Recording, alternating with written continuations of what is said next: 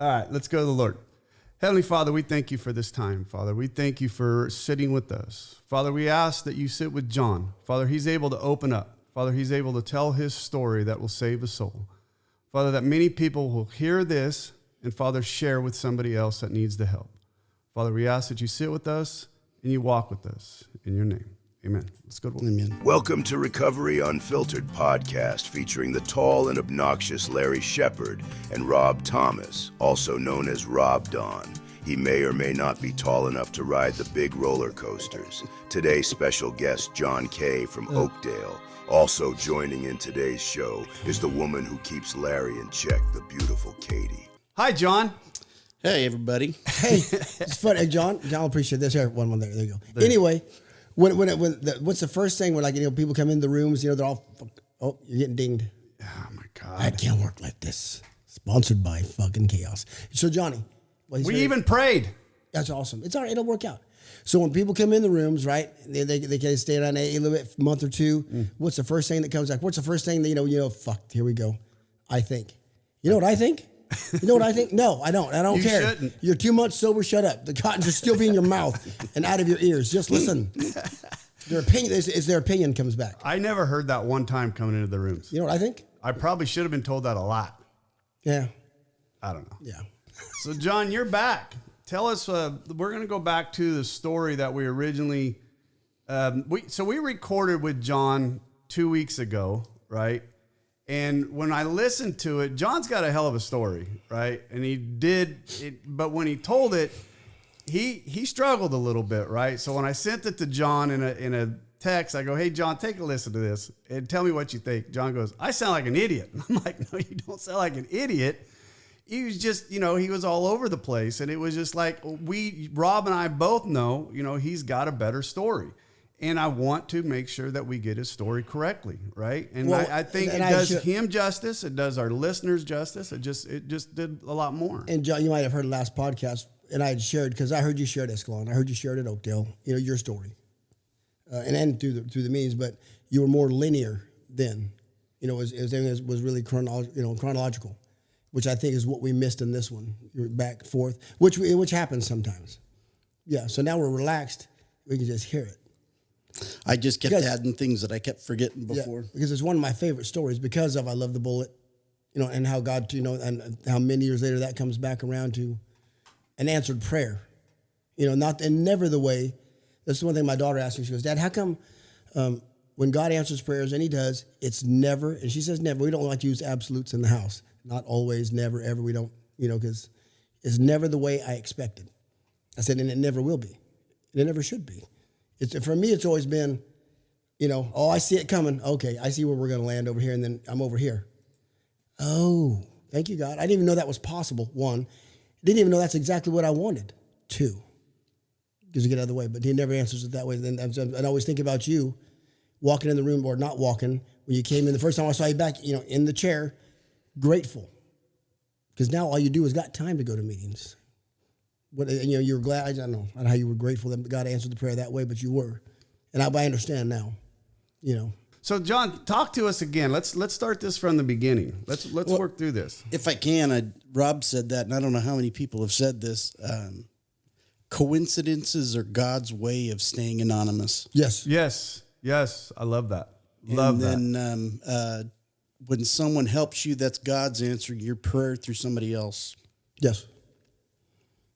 Absolutely. I love that. And we have a God of hindsight, right? Yes, for sure. In the moment when we're knee deep in it, in our own self, you can't see it. Then once you get clear of, that moment, this too shall pass, you look back, oh shit, you were. It's like the footprints in the sand home. Oh shit, you were there the whole time. Right. Didn't even see that.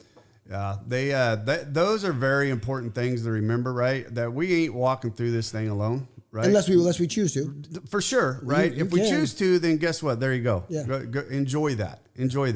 I'm going to go enjoy my peace. You go ahead and enjoy that misery that you want to live in. I mean, we know those guys. We see them all the time, right? God bless them. Right? So, John, take us off.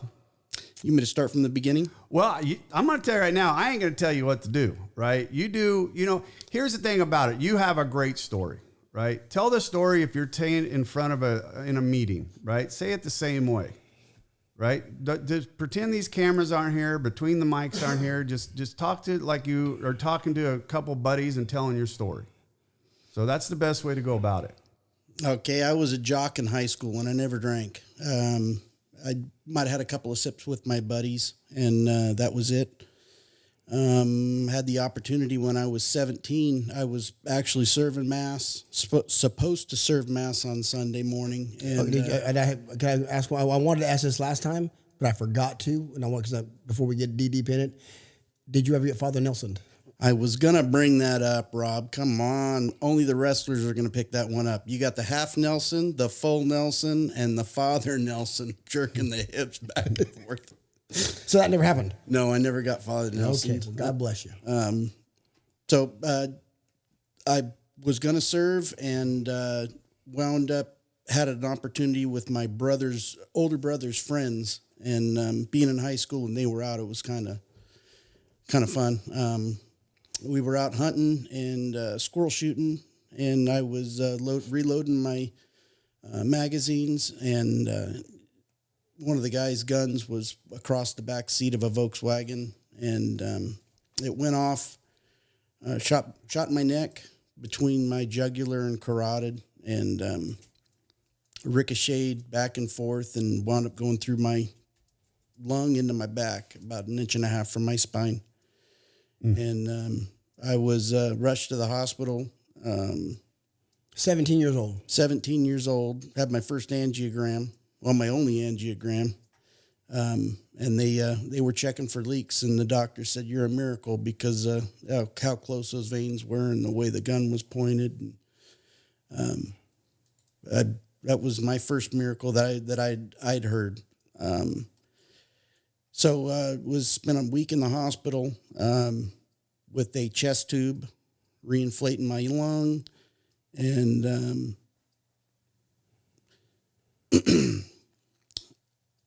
that was fun. I remember during the time in the beginning of the 90s, the AIDS scare was still going on with the blood.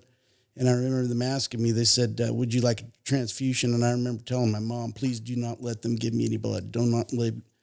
And the doctor told me, he says, you know what, we got a thing where we actually remove the blood out of your system, filter it, and then give you back your own blood. I said, that's what I want to do. So I was out for about a month, and started playing football again, because when I got shot, I was the most healthiest I've ever been. Kept playing football, and everything was good. Well, when I got shot, this was stupid because it's a huge part of my story. I had my first personal beer, and it was Mickey's Big Mouth. I'll never forget that. Hey, that ain't bad. No. Beer. You know, I'm not a beer guy, but that ain't bad. I was 17 with older guys, with the boys. Thought, man, that was great. Oh yeah. So graduated from high school, got married, met my wife as soon as I got back from trade school in 1990. Well, the end of 1993, and wound up starting to date her in 1994, and we got married in 1998. Just normal people. I hardly ever drank. Only drank when we were around people or socially. And no drugs, Johnny. No drugs. I never did drugs. Never lost my respect for it. I had an older brother. My oldest brother, Tom, was 10 years older than me, and he was the black sheep of the family. He was adopted, which didn't matter to me. He was my blood brother. Right. He was a garbage can. Anything and everything. He's one of the reasons why we have to get tested and can't get any drugs if there's anything in our system like that. He had 4 or 5 doctors he was getting prescriptions from, and none of them know about the other. So he was a great example. I always said he was a good example of a bad example. Yep. And in fact, he came across the dinner table and wanted to kill me when I told him that. Nothing like family. Yeah. So over time, we got married in 98. We had my son in 2001, February. And I remember it was right after when he was, 4 or 5 months old, we had 9/11. I still remember that going on. Was commuting with my boss, and I know my boss introduced me to road drinking. Basically, if I had to, Is that drinking and driving, basically? if I had to ride with him, yeah. we stopped and we got he used to get a regular banquet beer, 32-ounce Coors, and then I would get a 40-ounce Coors Light just because there was more liquid in it. Oh yeah. Now, let me ask you, will you get that just because you're with the boss, or is that you want that as well? Just because I was with the boss. That's what I think. Right. Yeah, just to be part Playing of with the others. Yep. And that kind of went on, and I started to kind of like it, and it made me feel comfortable. So I always had beer in the garage, and would drink.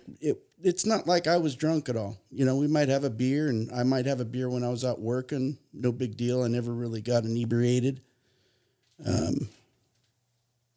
Kids, we wound up moving in the country, to Oakdale in 2003. We had my daughter in November. In fact, this month, couple days, 24th of November, she's going to be 22 years old. My drinking, I would drink on the way home, like I said, with my boss, and that became a habit. That was my first habit. And then about 2008 or so, I had a dog for 16 and a half years. Okay, now, I hate to do this, but come on, start with it. I know it's going to be tough, but how'd you meet that dog? That's a great part of That's the a story. great story. Yeah. When I was working for a rancher out in Gustine, George Grisette, if I'm dropping a There you go. Grisette Farms. Yep. I was, I was right out of trade school. Anyways, I was a mechanic for him, and we were having problems with a Caterpillar out off Cottonwood Road. And I went out there and was underneath. In fact, George was blaming me because I rebuilt that D6. And so it kept overheating. Long story short, Holt Brothers snapped the bolt in the water pump. Oh, no shit. So So it wasn't my fault. Right, He kept trying to blame me, and he didn't apologize to me. once you found out? He did not apologize to me. He just, whatever. Yeah. Just kept going. His thing with me was I got 2 rules. First rule: the boss is always right. Second rule: when the boss is wrong, he's always right. Yeah. And that's always been it. So when I become the boss finally, still the same rules, motherfuckers. So I was square. In fact, right now I'm wearing the same haircut I had in high school. I never changed. I major square. Never got in trouble. Huge sports freak. Even after when I was married, it was I would go to work, come home. I never went to the bars. Never did anything. Everything was with the family. We raised 2 kids, and my son started playing sports younger, OBA, that I had the opportunity to be president of the league for a couple of years. That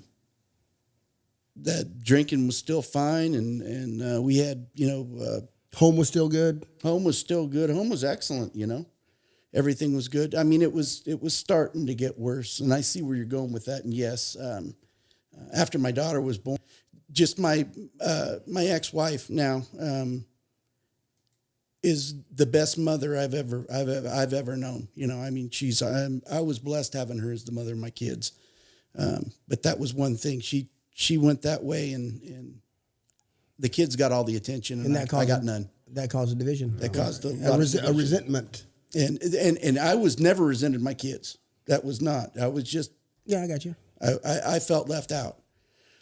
So that's what it felt like. That was a start of, I'm on the outside and I'm looking in and I'm seeing my wife and my 2 kids. So that's just how we went. And I never really spoke up about it. I was just trying to, be good to my wife. And I'd never been married before. I didn't know how this thing went. And I really left all my friends. I was by myself. I was with my ex-wife. I got her friends, And Probably should have kept some of yours. and I did. It's just long distance, you know. Right, right. So 2008,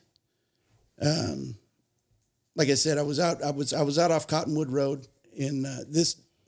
When I first got the dog, like you said, that was There was a pit bull. She was a pit pointer mix. Pit pointer in the field, just looking at you. Well, she was in your truck actually. She had jumped in my door. My truck was open, and I was listening to stereo. And I got back out from under this cat, and there's this dog in my seat, you know. And I'm thinking, oh crap! And she's a pit bull. I'm going, oh no! And she's just looking at me. Never really did anything. Just kind of looking at me. And I picked her up real easy, and I put her down. And I started to head on down the road, and I turned in my. I did this last time. It's all right. Looked at my rearview mirror, and that dog sitting on her ass, just like I put her, and she's looking at me going on the road. So I couldn't take it. I turned around and I went back and I grabbed her and put her in the back of the truck and took her to. Wound up finding out she had a broken toe and she was pregnant. 2 weeks from giving birth. Brought her home and fed her 2 bowls of dog food a day, and she gave birth to, it was 8 puppies and 1 was stillborn. And the puppies went like hotcakes. They were beautiful dogs. She was a beautiful dog. Always really relaxed. And from that point on, that dog never left my side. For 16 years. Wow. Yeah, she was with me at work, whatever. And then when we were at home, she watched the house. I mean, she was inside 8 hours a day, ex-wife gone, nobody there, best dog in the world. And so, like I said, still drinking with the guys. We'd go out. Son started Sports, baseball. well, yeah, we'd get together with the guys and barbecue and drink, and everything was normal. Like I said, about 2008, she was my pit. She was getting starting to get old, getting a little bit of incontinent, you know. And then the vet told me she had diabetes, and so I wasn't really worried about it. And then she had a spot on her ass that would never heal, and I brought her in, and it was cancer. Oh. Never good. And doctor told me, she goes, well, it's going to be about $600 just to figure out what type of cancer it is. And I said, no, she's 60. She's old enough. Yeah. And so I brought her in, and I know most people don't do this, but I went into the room and held her in my arms, put her down, and it was so, oh God, just the relaxation she had when she took her last breath. Oh my God. So, leading up to that point, the week before I brought her in, I had asked my ex-wife, take the kids. She had something planned. Take the kids and go up to Oregon. And, or maybe that's the way I timed it. She was going up to Oregon and I wasn't going. I said, you go ahead and go and I'll take care of this. Kids were. Oh, I bet.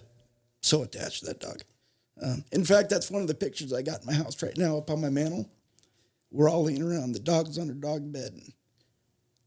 Anyways, my ex took that picture because kids didn't know. So leading up, it was killing me. So I went to the store and I got a couple bottles of 175s of E&J or Christian Brothers brandy. I don't remember. Did you mix that in your coffee? Drinking in my coffee, drank it Water. hot lemon. Water. So Johnny, would you say this is a turning point in your drinking? This was a turning point in my drinking.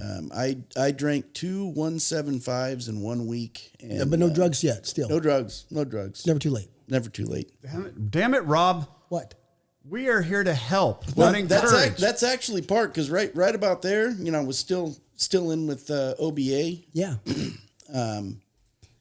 You said that. I remember a buddy, my supervisor at work. It wasn't when he was a supervisor, it was before he became one.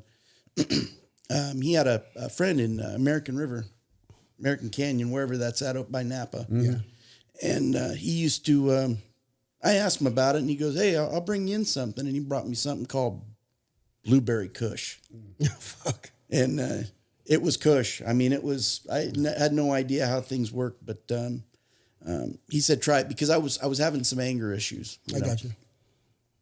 And A little bit of THC go a long way. well, yeah, I tried that, and then How'd that work for you? being a shade tree cook or chef, I started making a little recipe. So it was usually one hit, one hit on the pipe. That's how we do it right shot. there. A beer and a couple of shots. You know, Better, I got a little chaser, better living through chemistry. Attaboy. and it worked. I mean, nice full body high, no head high or anything like that. And but yes, that was a turning point. And for some reason, I always had a bottle and started.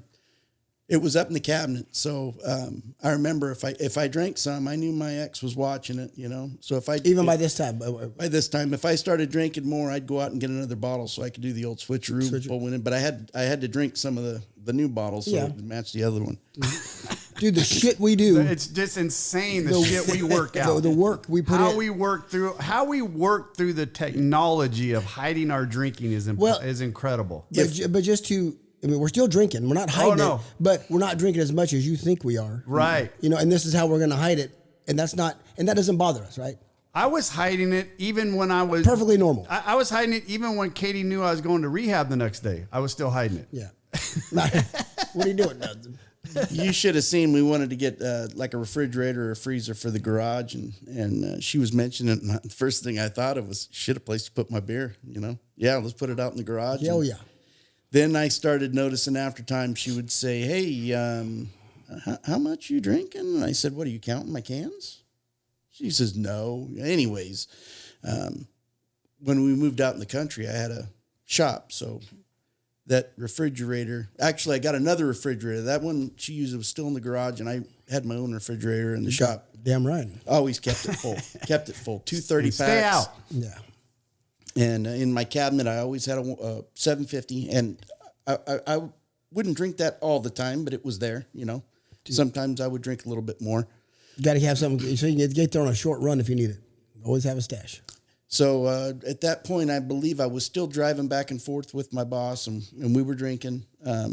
He lived in Salidas. We drop off there and magically had a couple of roadies from there to Oakdale, and got another job, same field division, but I went into hydroelectric power. I was a hydroelectric plant mechanic instead of a heavy equipment mechanic. How did you come across it? We talked about that last time. How did you go from heavy equipment into that field? That's interesting. Well, my boss, I pretty much ran our shop, and I can't remember how many pieces of equipment we had. Cranes. I took care of a 65-foot yacht out in the Delta. Oh, wow. Okay. It's a floating laboratory. Right. So a lot of different. What do you mean by floating laboratory? You're not for Come drugs. on. No. They used to. It's all. People don't realize it. There's a whole science behind it, but Departmental Water Resources checked the salinity of the bay so we could get cleaner water. Right. Oh yeah. So this boat would go out and it would check salinity and all sorts of other stuff. And there was some, Sassoon salinity control was a gate structure that was out there, and I don't understand it, but they closed the gates and blah blah blah.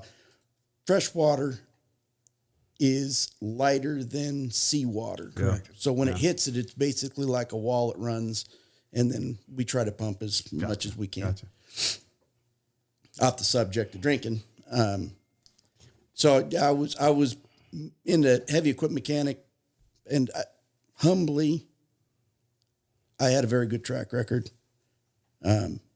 So I was out at the fuel pumps, and the superintendent of maintenance was out there, and he looked at me and he said, "Hey, John," he goes, "Why aren't you coming over to us?" And I said, "I can't do that, Jim. I don't know what those guys know." And he goes, "John, it don't take much to shine over there." He goes, "These guys are a bunch of knuckle draggers." And I had no idea because, heavy equipment technology was coming in, GPS and everything else. Everything. Staying up with technology. Oh, yeah. Well, I went ahead and took the test, and I got a 97 on the test. And if you looked at the PHEP, which is pre-hydroelectric plant. You're talking about calculus and, different types of impellers, Francis type, and all just a whole bunch of different stuff. And that what they taught in the books and what was on the test, two totally different things. Oh, I'm sure. Did well and wound up getting hired. So I went over there. It was immediate, $1,500 a month raise. Shit. Think of all the alcohol we can buy. Once you put HEP in front of mechanic or whatever, or electrician, through the roof. So got to work around a lot of that stuff, and drinking kept going, with the money, I had a sense of relaxation just because more money was coming in. One less thing to worry more about. Comfortable. We weren't worried about anything. So it made it real easy just to drive home, relax, and I always had something in my that I'd bought. When I quit driving with my riding with my boss, my drinking kind of stayed the same, and then drinking at home got a little bit worse. I was drinking. It started to become a hitch between me and my ex-wife. Gotcha. Well, by that time, she was asking, "Hey, how much have you?" Right. That's their way of saying, "Motherfucker, you're drinking too much." Yeah. And we notice it, but we don't want to piss you off. Well, so we're coming this route. And I didn't notice that my drinking was getting heavier and heavier. I didn't. Right. I just natural. It was just natural. We were just drinking. Right. I didn't pick up on it. I really didn't. Damn. So she was real easy with me at first. It's like, John, come on, So I worked on it back and forth, and so I stopped at Sunset Liquors on Grant Line Road in Tracy, and I graduated from a 40-ounce Coors Light to a half pint of Jim Beam. But isn't it funny how we remember when we did that? I can actually remember when I graduated, when I realized that my beer was no longer working, and I needed something more. You got to supplement. Right, I had to supplement. Yeah. My beer was no longer working. See, I always drank whiskey, so when I got done with the powdered accelerants, when I had my missing counter of the drug test at work, and that the dry goods had to stop, unfortunately. The dry goods. That's even funnier. I didn't have to change brands or nothing. I just drank more. Right. And I didn't realize, like you said, how much more I was drinking. I didn't. I did not realize that my drinking, because I didn't feel like my actions had changed. Well, that's what my wife says when we sat down. She goes, "Well, I've never seen you drunk." When I told her I'm an alcoholic, I'm going to Maynard. I need some help. And you don't beat the kids, don't kick the dog, always go to work. Right. I've never really seen you drunk. I mean, I mumble like a Portuguese, always have. So that's a help right there. But the notice is, a fifth a night. Right. That's a lot of whiskey. Yep. Yes, it catches up. And like you said, I wasn't a bad husband. All I did. Well, I take that back. I was a bad husband. Well, I was just absentee father, absentee husband. My wife had to do, did all the stuff with the kids. I would just go to work, come home, sleep, drink, sleep. But we thought we were being good. Well, there was, like Brad would always say, the water don't get through the roof. There's a roof over your head. There's always food on the table, that kind of stuff. And I come home every night. Yeah, that's not a good husband. That's and I maintain a job. Yeah. So what's wrong with that? No. Right. So, and she got to the point where, I'd spank her ass going through the house, and she started saying, "No, don't do that. Is that all you think about? Going straight from my crotch, whatever." And I just said, "You know what? Okay, I'm done." And there was no fight. It just kind of the distance just kind of went away, and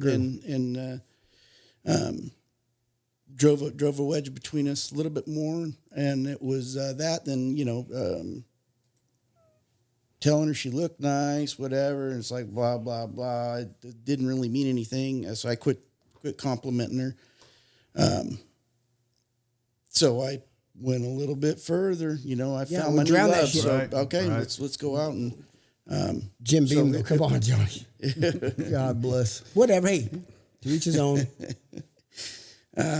It was cheaper, you know. No, you're right. And it never told you. It never told you no. And to tell you the truth, Jack Daniels always gave me heartburn. Really? Yeah, he just gave me heartburn for some reason. Do you think she was looking elsewhere at that time?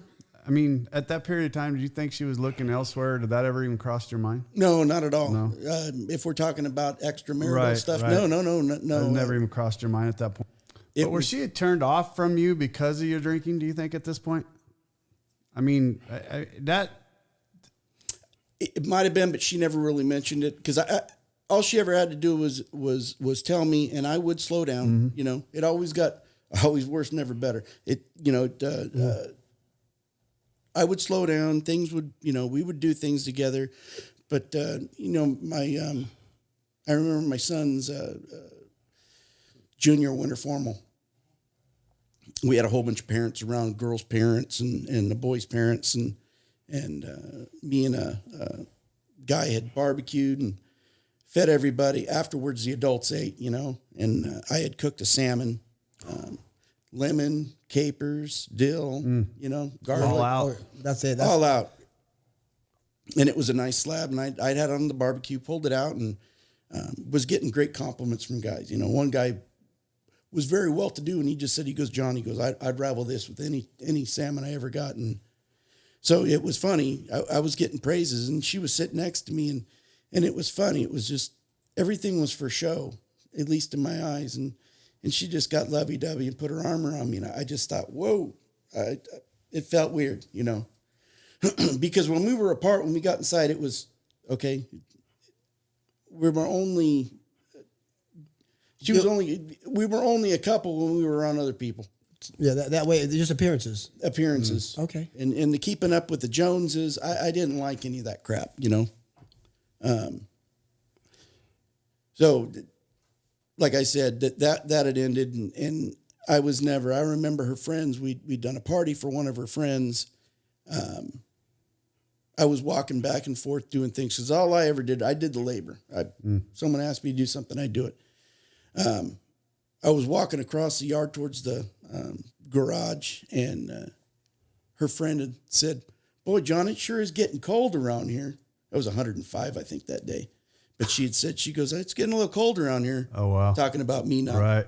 And at this time, I was not sexually attracted to my ex-wife at all. I was done. I got you. I remember in November, like I said, that was October 31st. It was like November 17th or something. I remember she walked up to me. She goes, "Hey, you want to go into the bedroom? The kids are gone." And I said, "No." I said, I can't handle the blue balls, It's like, I'd get into it, a male. You get into it, things get ready. It's like bringing a guy up to hard and letting him go. Well, that would happen, and I just said, "No, I'm done." And I apologized. I remember because Rob would have brought this up. While you were in the bedroom? No. Yeah, he used to tell me, "Hey, see that circle? Don't get out of that circle. You stay in that circle. Just watch." Sorry. That blended together at the same time. I had to say something. So January 1st, New Year's Day, 2017, I remember I was cooking breakfast, and I'd gone outside and got the trailer all ready to go because, with the kids there, always had to have the trailer heated so we could go out and have some time. Before that, one of the excuses was, well, none of the doors lock around the house. I changed all the locks and the doors. It didn't change anything. So I'd asked her, I said, "Hey, let's go ring in the new year," and had shaved nice and clean, and she said, she goes, "No, I don't feel right." And I said, "Why?" And she said, "Well, what if Riley wakes up?" Riley's my daughter. How old was Riley? She was at the time 12 or 13. It was 2017. Anyways, all I know is she was old enough. She had a major separation anxiety, and I'm not going to say that I love my daughter. I get it, but it's like we're at the house, and she's got her dog laying next to our bed. Anyways, all right. So that kind of rejection, at some point, to me, it's a dagger in my heart. You know, I'm done. What's a male got? That's my alpha. Right. Take it away from me. I'm done. I'm emasculated. But I want to go back and ask again, John. Was her actions responding to your actions at this point? I mean, did that ever cross your mind at that point? Like, she's revolting against me because of the man I'd become? I mean, we talked about this a little bit the first time you recorded, and and I said it in the first recording. I struggle with this too with my wife, and Bonnie don't mind me mentioning it. But after kids, the body changes. You're busy with the kids. Body image for her, my wife. Right. Dude, we were once she didn't realize it, but it was once a month for a long time. Oh, no, when she was pregnant with Logan, she wanted with nothing to do. There was 10 months of nothing. You know. No. But they don't get it. It seems like it's a big part of your story, and this is why I keep. I brought it up last time. This is a big resentment. It's a big resentment, and that's what I wanted our listeners to understand. Is this was because when you talked about this the first time, I didn't really dig into it a lot. I kind of went away from it, but this is how resentments come up between husbands and wives, and this was a resentment that was growing in you tremendously. And to be fair, and because eventually in his story, as it gets to with his wheelchair and the accident and all that, and how much she has helped, and she has done, now. So we're not painting anybody as a demon here. Right. Absolutely not. Like I said, I dearly love my ex-wife. But it's a big deal. Me and my wife had a few talks about this. Right. Quite a few. And Larry, to talk about, because what John should have done, in my opinion, I mean, Bonnie talked about this today. In 2017, this happened. I became foreman at Clements. More money, stuff. And she's like, man, she'd be always talking, because the kids were 12, 13, 14, well, I can't wait for the kids to get to this age. Then I could do this. I can't wait for the kids to do this. Then at this age, we could do this and that. And so I took her to because I had because my weighmaster, who was amazing, same age, and her and my wife are now, they're like Fitbit buddies. But I was getting input outside. He just how to read this. So I was told to go have a conversation. So I took my wife to dinner and say, listen. As she was talking, and during the conversation, I can't wait for Logan and Emily to be here. Then you and I can go. And I said, hey, fuck you. Right. And she looked. We talked about it. It's funny. We were talking about this on the way home from her. She got her mammogram done today, by the way. Anyway. Good for her. Yeah. So anyway, so she brought that up in the she stopped and looked at me and I said, no. I said, I'm not good with that. I go, if we wait for our kids to get, because I've sponsored enough men by this time, to that certain age where you and I get to go do X, Y. Right. By the time that happens, we're not going to know who each other are. 100%. And that's how divorce happens. 100%. And I'm not good with that. So we're going to set aside a day, which we decided at that time was Wednesday. That's ours. No matter whether the kids are in the house or not, hey, they know maybe it's a picnic in the living room or something, but that's our time, just us. And when that helped save a lot of that. Right. And like I said, I only brought it up for putting context back into our disease, our resentments, and those things that build in us. You can see that building, and I know that's why John, you went into this a lot in the first time you told the story, and you're kind of digging into it again. And I think where I messed up the first time we dug into this story is I didn't bring up that this is what's happening right now. This is where, for those of you that are listening that are like, why does he keep digging into this? Because he's building, that resentment is building in him. But look what it is. But it's not just, okay, I'm not getting sex. It's rejection, abandonment issues. Yes. It's demasculating, and then we just go, we don't handle it the right way. Right. We just drink at it. I jumped past probably the most important part. Sorry, it was in between. You're fine. 2012, I had an opportunity to volunteer in Oroville. So sock away a bunch of money. We paid off all our bills. I had enough points to where we, went to Manhattan for a week when my son played in Cooperstown. So I was usually gone, month and 10 days. I was working 6/12s, something like that. That's when you were working remote. I was working remote, living in Chico, and going to Oroville and back. Every once in a while, my boss would say, "Give us a 3-day weekend. Go home, spend time with your wives, do whatever." Right. And at that time, when I came home, sex was hot. It was hot because we hardly ever saw each other.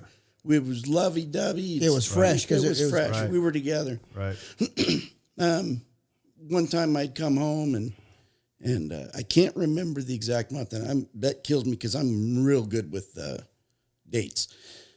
I'd come home, and that night she was all over me. God, she was all over me. It was great. It was like, where's this coming from? And we got in the bedroom and started going, and I thought to myself, whoa, something don't feel right here. So instinct. Yeah, the only time I ever felt that feeling is when we had sex twice in the same day. If that kind of does anything. I know exactly what you mean. The sloppy seconds, some people. Well, you weren't the first one there that day. I wasn't the first one in there. Yeah, I got you. I let it go. Wasn't even thinking about it, or I was thinking about it, but I never said anything. No. Being an alcoholic, I constantly argued with my own self. Oh, yeah. I always won, though. Justifying and doing I whatever. always won. I always won. I always won that argument. Fuck that guy. So I'd gone back up to Oroville, and I noticed there were a couple of bumps around the base of my member down there. And I started to think, I remember calling her and saying, hey, you have anything going on with you? And no, nothing at all. Oh, I got this stuff, and I don't know.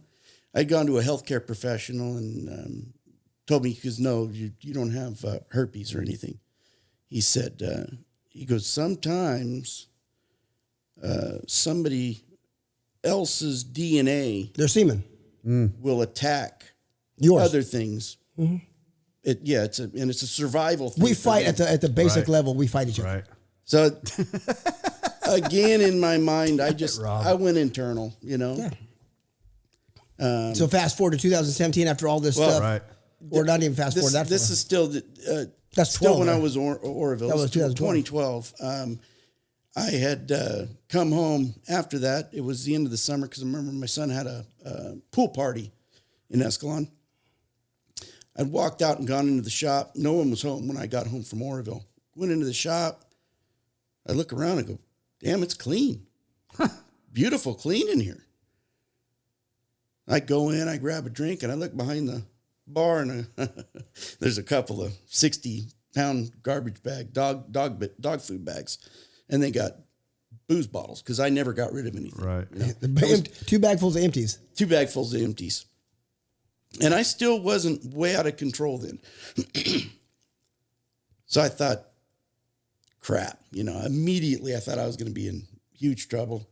Went out to meet them in Escalon at the pool party. Looked at her, and it was kind of like she'd being nice to me, So we go home, and I remember we were sitting in the laundry room, and I looked at her, and I said, I apologize. I think I might have a problem. And she goes, yeah, and didn't really make a huge stink of it. It was okay. Still didn't think anything of it.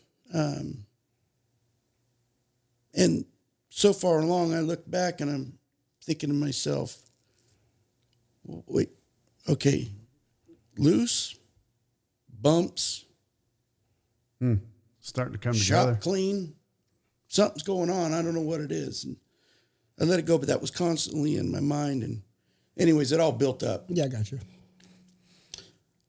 So 2017, keep going. At that point, it was on. I always had a bottle in my shop. That thing was gone within a week. I was drinking 10, 12 beers at night, plus a half pint out of my 750.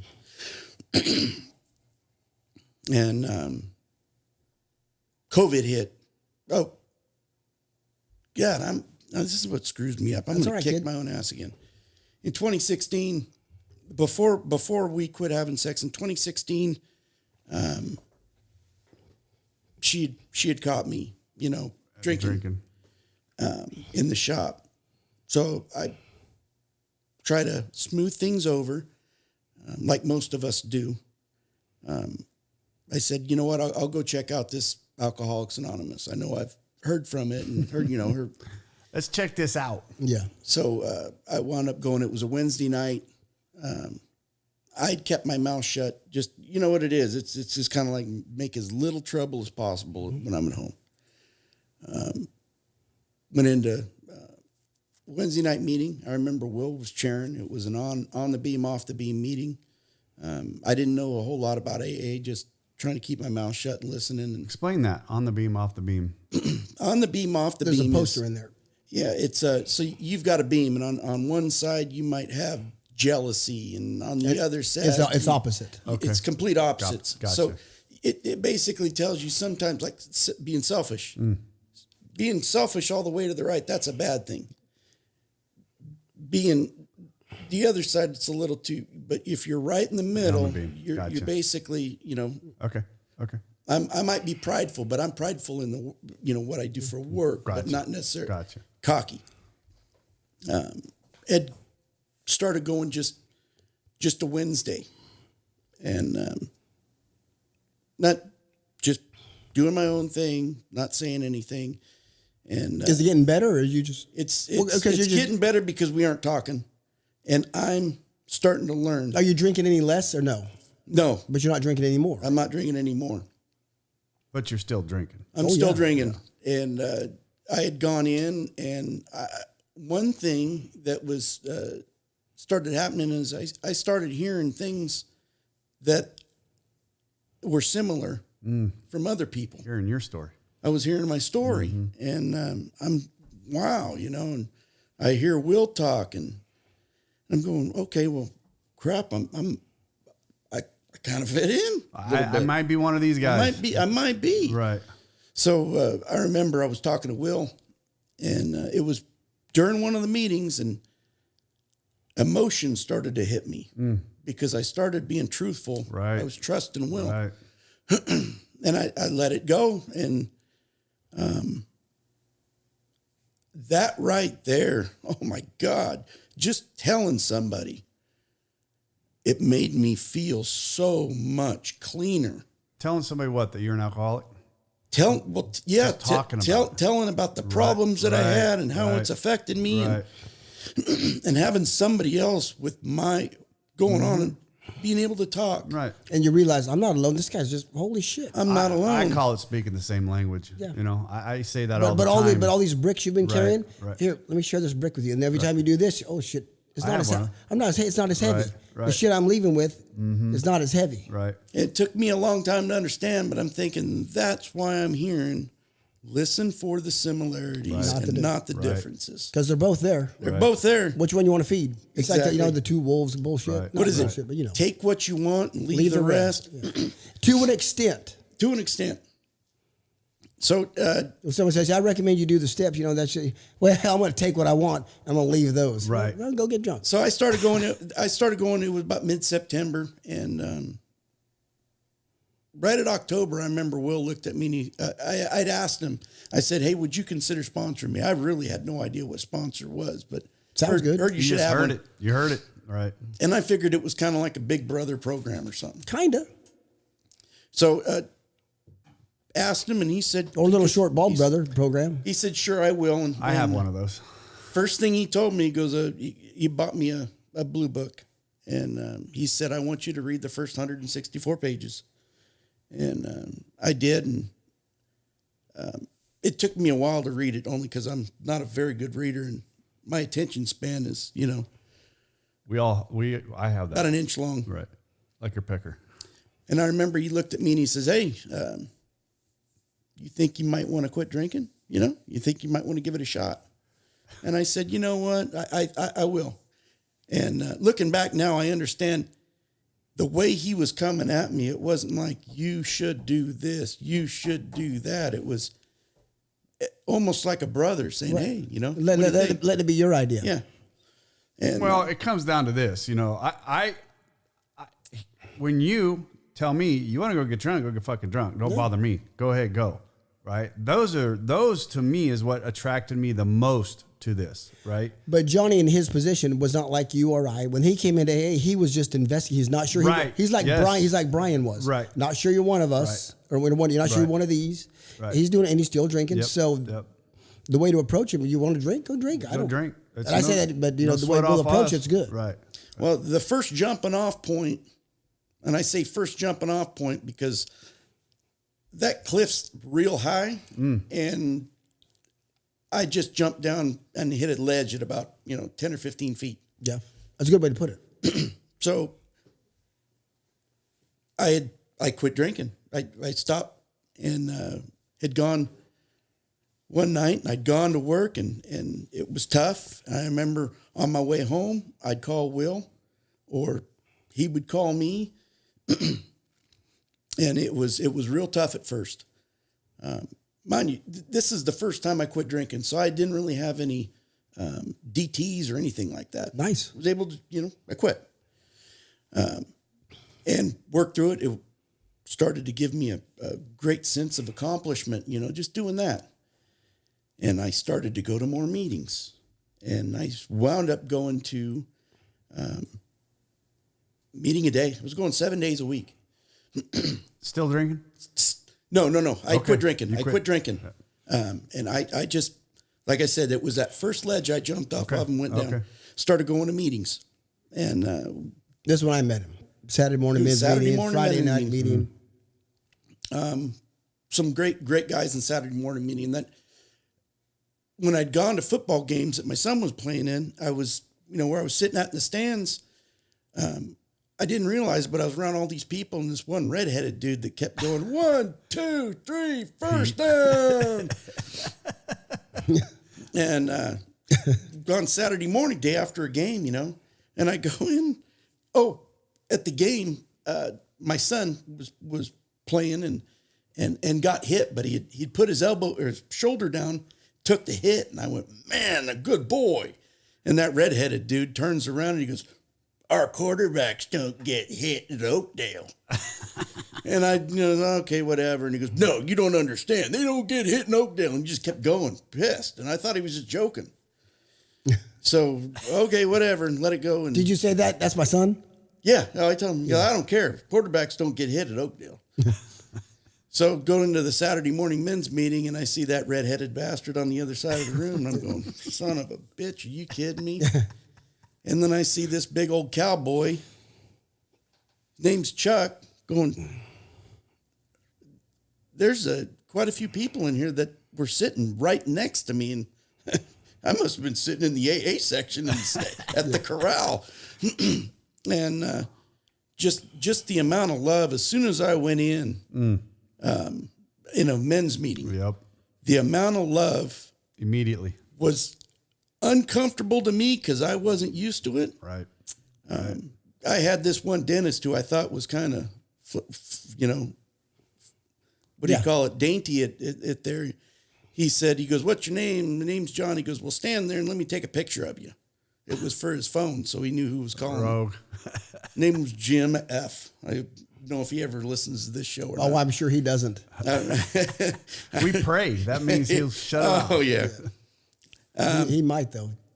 And people were just opening, basically, you call it putting it under your wing. And this big cowboy walks up to me after the meeting, Chuck, and he got his hands closed, and we're talking. And he said, he goes, open your hand. And he opens his hand into mine, and there's a marble. And I never understood, what the hell do I got? What the fuck do I have a marble for? And he looked at me and he said, there's a story behind that. He goes, okay. He goes, you keep it as you're sober. And he goes, you ever think about drinking and you take that drink, he goes, I want you to take that marble and throw it as far as you can. Okay. Because you lost all your marbles. You lost your marbles. That hit with me and that stuck. Didn't stop me from going back out, but it stuck. You still have the marble? I still have the marble. Love it. Like I said, I fell in. My sponsor started taking me up to Knights Ferry, another men's meeting. It was a Monday night men's stag meeting. And it just being around men with that much intimacy. Right. Being able to share secrets with them, and what's said in those rooms Don't go nowhere. stays in those rooms. Right. Of course, they got no problem fucking with you, when you're at meetings. Well, they have to. I would be bored as hell if I wasn't fucking with somebody, or somebody was fucking with me. And one of those Saturday morning meetings, I talking to that redheaded guy, Pete, he comes up and we wound up, you know, having a lot in common. Love that guy. Kids. That Love guy's that guy. a major football fan for Oakdale. And some other people, and that big cowboy Chuck found out his stepson's the coach of Oakdale Football at the Football. time. Yeah. So, like I said, I just fell in 7 days a week, loving life. When I'd gone home, I remember walking in. It was after a Monday night men's meeting up in Knights Ferry. I'd stayed about an hour afterwards talking to Will. And got home, and I walked in the bedroom. She was already in there reading her book. Walked into the bedroom, and she was smiling, or I was smiling. And she goes, well, what are you smiling about? I said, nothing. I'm just smiling. Felt great. I say, can't I be happy? Can't I be happy? Right. And it was kind of under her breath. I said, you think I'm doing something wrong? Call Will. I was with him. She knows Will this time? Huh? And she knows who Will is at this time? Yeah, well, she's never met Will, but she's kind of heard about him. Right. She was still pretty. I wasn't telling her about the program very much. I was probably weren't communicating a whole lot. we weren't communicating, Right. and I was shutting my mouth, trying to Do the work. show her that I was getting better. Right. Right.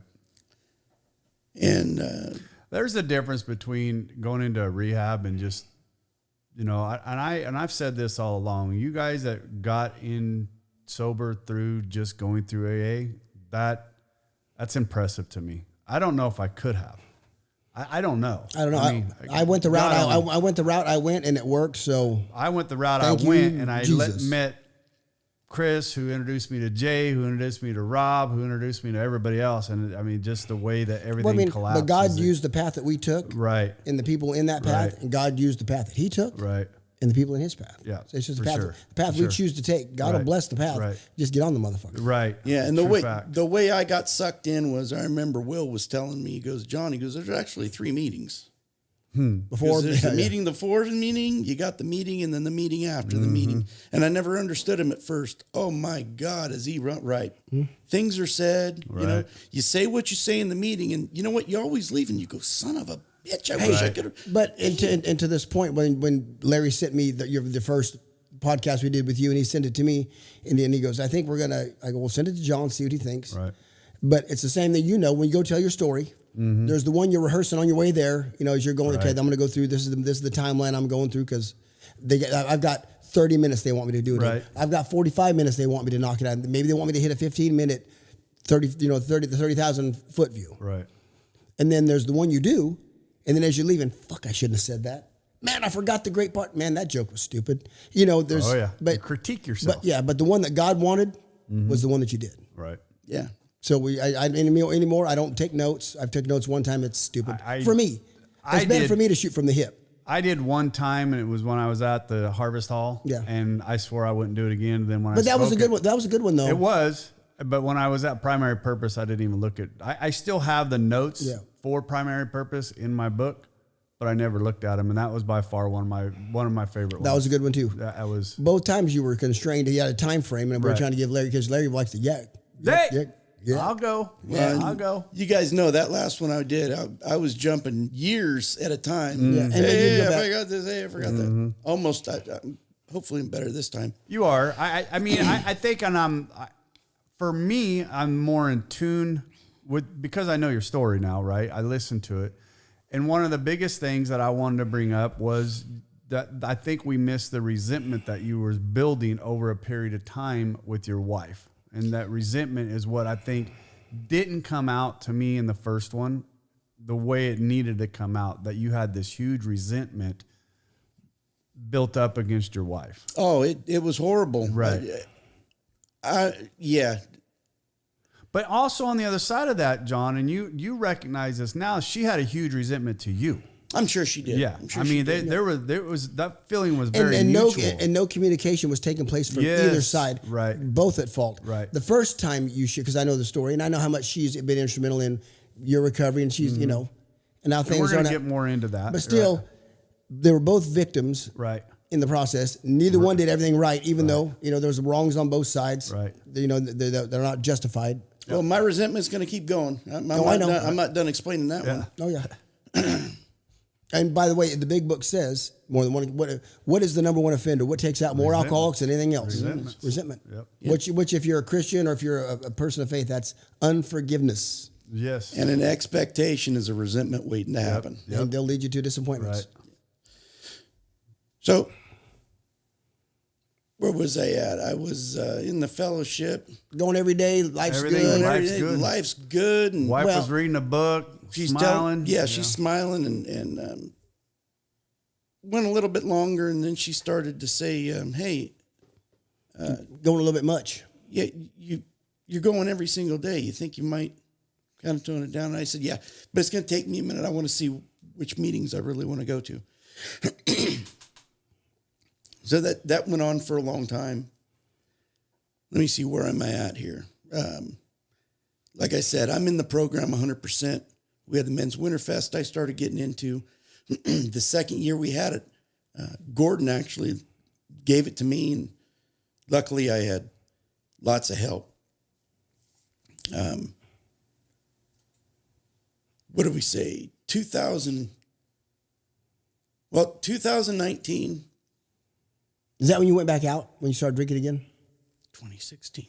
Yeah, because it was the end of 16, 17, 18, 19, because it was 2.5 years I had. Mm-hmm. I'm trying to remember because I can't really remember the exact day. That's all right. Ballpark it, Daddy. I remember I was having a tough time at home, and it was a Sunday morning. And I remember driving out, and Claus Road, there's an AM/PM before Milne's. Mm-hmm.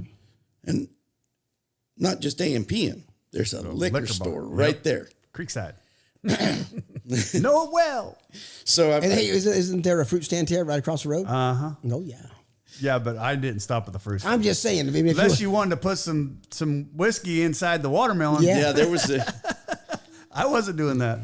I stopped there, and for some reason, I got a half pint and a 24-ounce gelato. Oh, come on. There's lunch. So I took a drive, and I was on an empty stomach. He said, fuck it. Yeah, but I wasn't. I was going out just to Those what the book talks about, those Cool my head. those blind mental blank spots. Right. And yeah, for some reason, I just went in there, grabbed it. My alcoholic thinking already started kicking, and then I'm going, I'll just make a right, make a left on Milne's. Went on Milne's, cracked the cap, started drinking. It just gives me chills listening to that. It just does. It was Just the thought process. The warmth that I am almost immediately felt drinking that liquor. It just gives me chills, man. Gives we me go. chills thinking about that. How much time did you have dry at that point? 2.5 years. God. Did you have, so you felt the warmth of the alcohol go in, but did you feel, how long did it take for the guilt to kick in? Or did it? Alcohol's kicked in, guilt don't show up usually. It drowns. Well, There's got to be. well, that was the thing. Head full of doctor- AA, belly full of booze. So I've Yes. It's brutal. You know how I flipped well, through this? I don't know. How I flipped through this. And then Through your pamphlets? God told me to stop at the doctor's opinion. The ease and comfort that comes from the first drink. When your body makes that sound, now I can drink. You feel your shoulders drop. Yeah. The ease and comfort. Oh God! And then where it was, I could. My window was down. And Hold you on had a that second. Cool air. Hold on a second. If you are spiritually fit, Correct. your shoulders are not up around your ears. Correct. Oh no! If Yeah, you're spiritually I wasn't So I spiritually wanted to fit make at all. sure If you're that- spiritually fit, you're not thinking about alcohol. But for sure. But I wanted to make sure. Yes. Yeah. Thank you. And at this time, There's problems. I don't know. There's problems at home. I think Amy and the kids were going to church, and I don't think I was going, because before that I was going to church and I was drinking. I had been drinking. Okay. I'd drink enough before to get me through church, Sounds like Mikey. How much did that take? and that was before I quit the first time. Huh? Hey, well, how much did that? How much did it take you to get through church? How much drinking? A good buzz, a couple 3 beers and a shot or two. My grandmother used to, because we'd go. She'd come up at church, and we usually kiss, but she always rarely did she kiss me on the mouth. Always at church, because she wanted to smell. Checking. And I did not disappoint. I'm sure. Jack Daniels on the breath, Grandma. God bless. Yeah, I'm sure it was her prayers that finally broke me. I guarantee it was. So, yeah. Funny, Johnny. And I wish I could remember all the things that I saw her do. But like I said, at that point, I was driving. It was Sunday morning. Windows down. Windows down. I just felt great. Everybody knows what Milne's, if it keeps going, I think it's Workman Road that it turns into. Went down, and as soon as I made that corner, I thought, okay, I'm done. Chucked the bottle. And now the chilada comes. No, chilada's in between. Oh, I used to drink. It was usually a shot, and then I 2 or 3 drinks of my chilada. Oh yeah, I just kept. That was so muscle memory beautiful that I used to see people going into a bar. You'd have a shot and a beer. Do a shot. They called that a bud jack up and a bud back or something like that. I know. Yeah. A waste, a waste is what I call that shit. I know a lot of people that would order chase with a second shot. Order a Budweiser with the jack. Or just order a double. Jack. Yeah. So being an alcoholic, I didn't even think about it. It was implanted. I said bread. It's implanted into my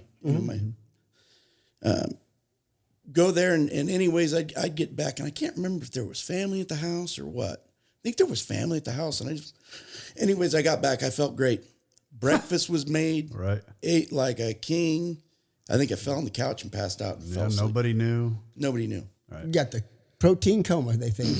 And that started, and so I was still kind of going to AA at that time, sneaking them in, and it kind of got me, and that's where the guilt set in. And I was going 2 or 3 times because a belly full of booze and a head full of AA. It fucks up your drinking. And I'd hear voices that pissed me off. Our voices in the rooms, the fellowship voices. Yes. The resentment to AA is building. Well, let me just. Not even it was a guilt that you could hear fucking Pete's voice, huh? Yeah, you drinking, Johnny? Huh? How's that working for you? Pete listens to this. He's gonna be flipping off the speaker. When you talk about the redhead talk, I knew who exactly you're talking about. I love that guy. He had some great advice when I got sober. Love you, Pete. So I quit going. I quit going to meetings, and I just started to drink again, and that was like mid 2019.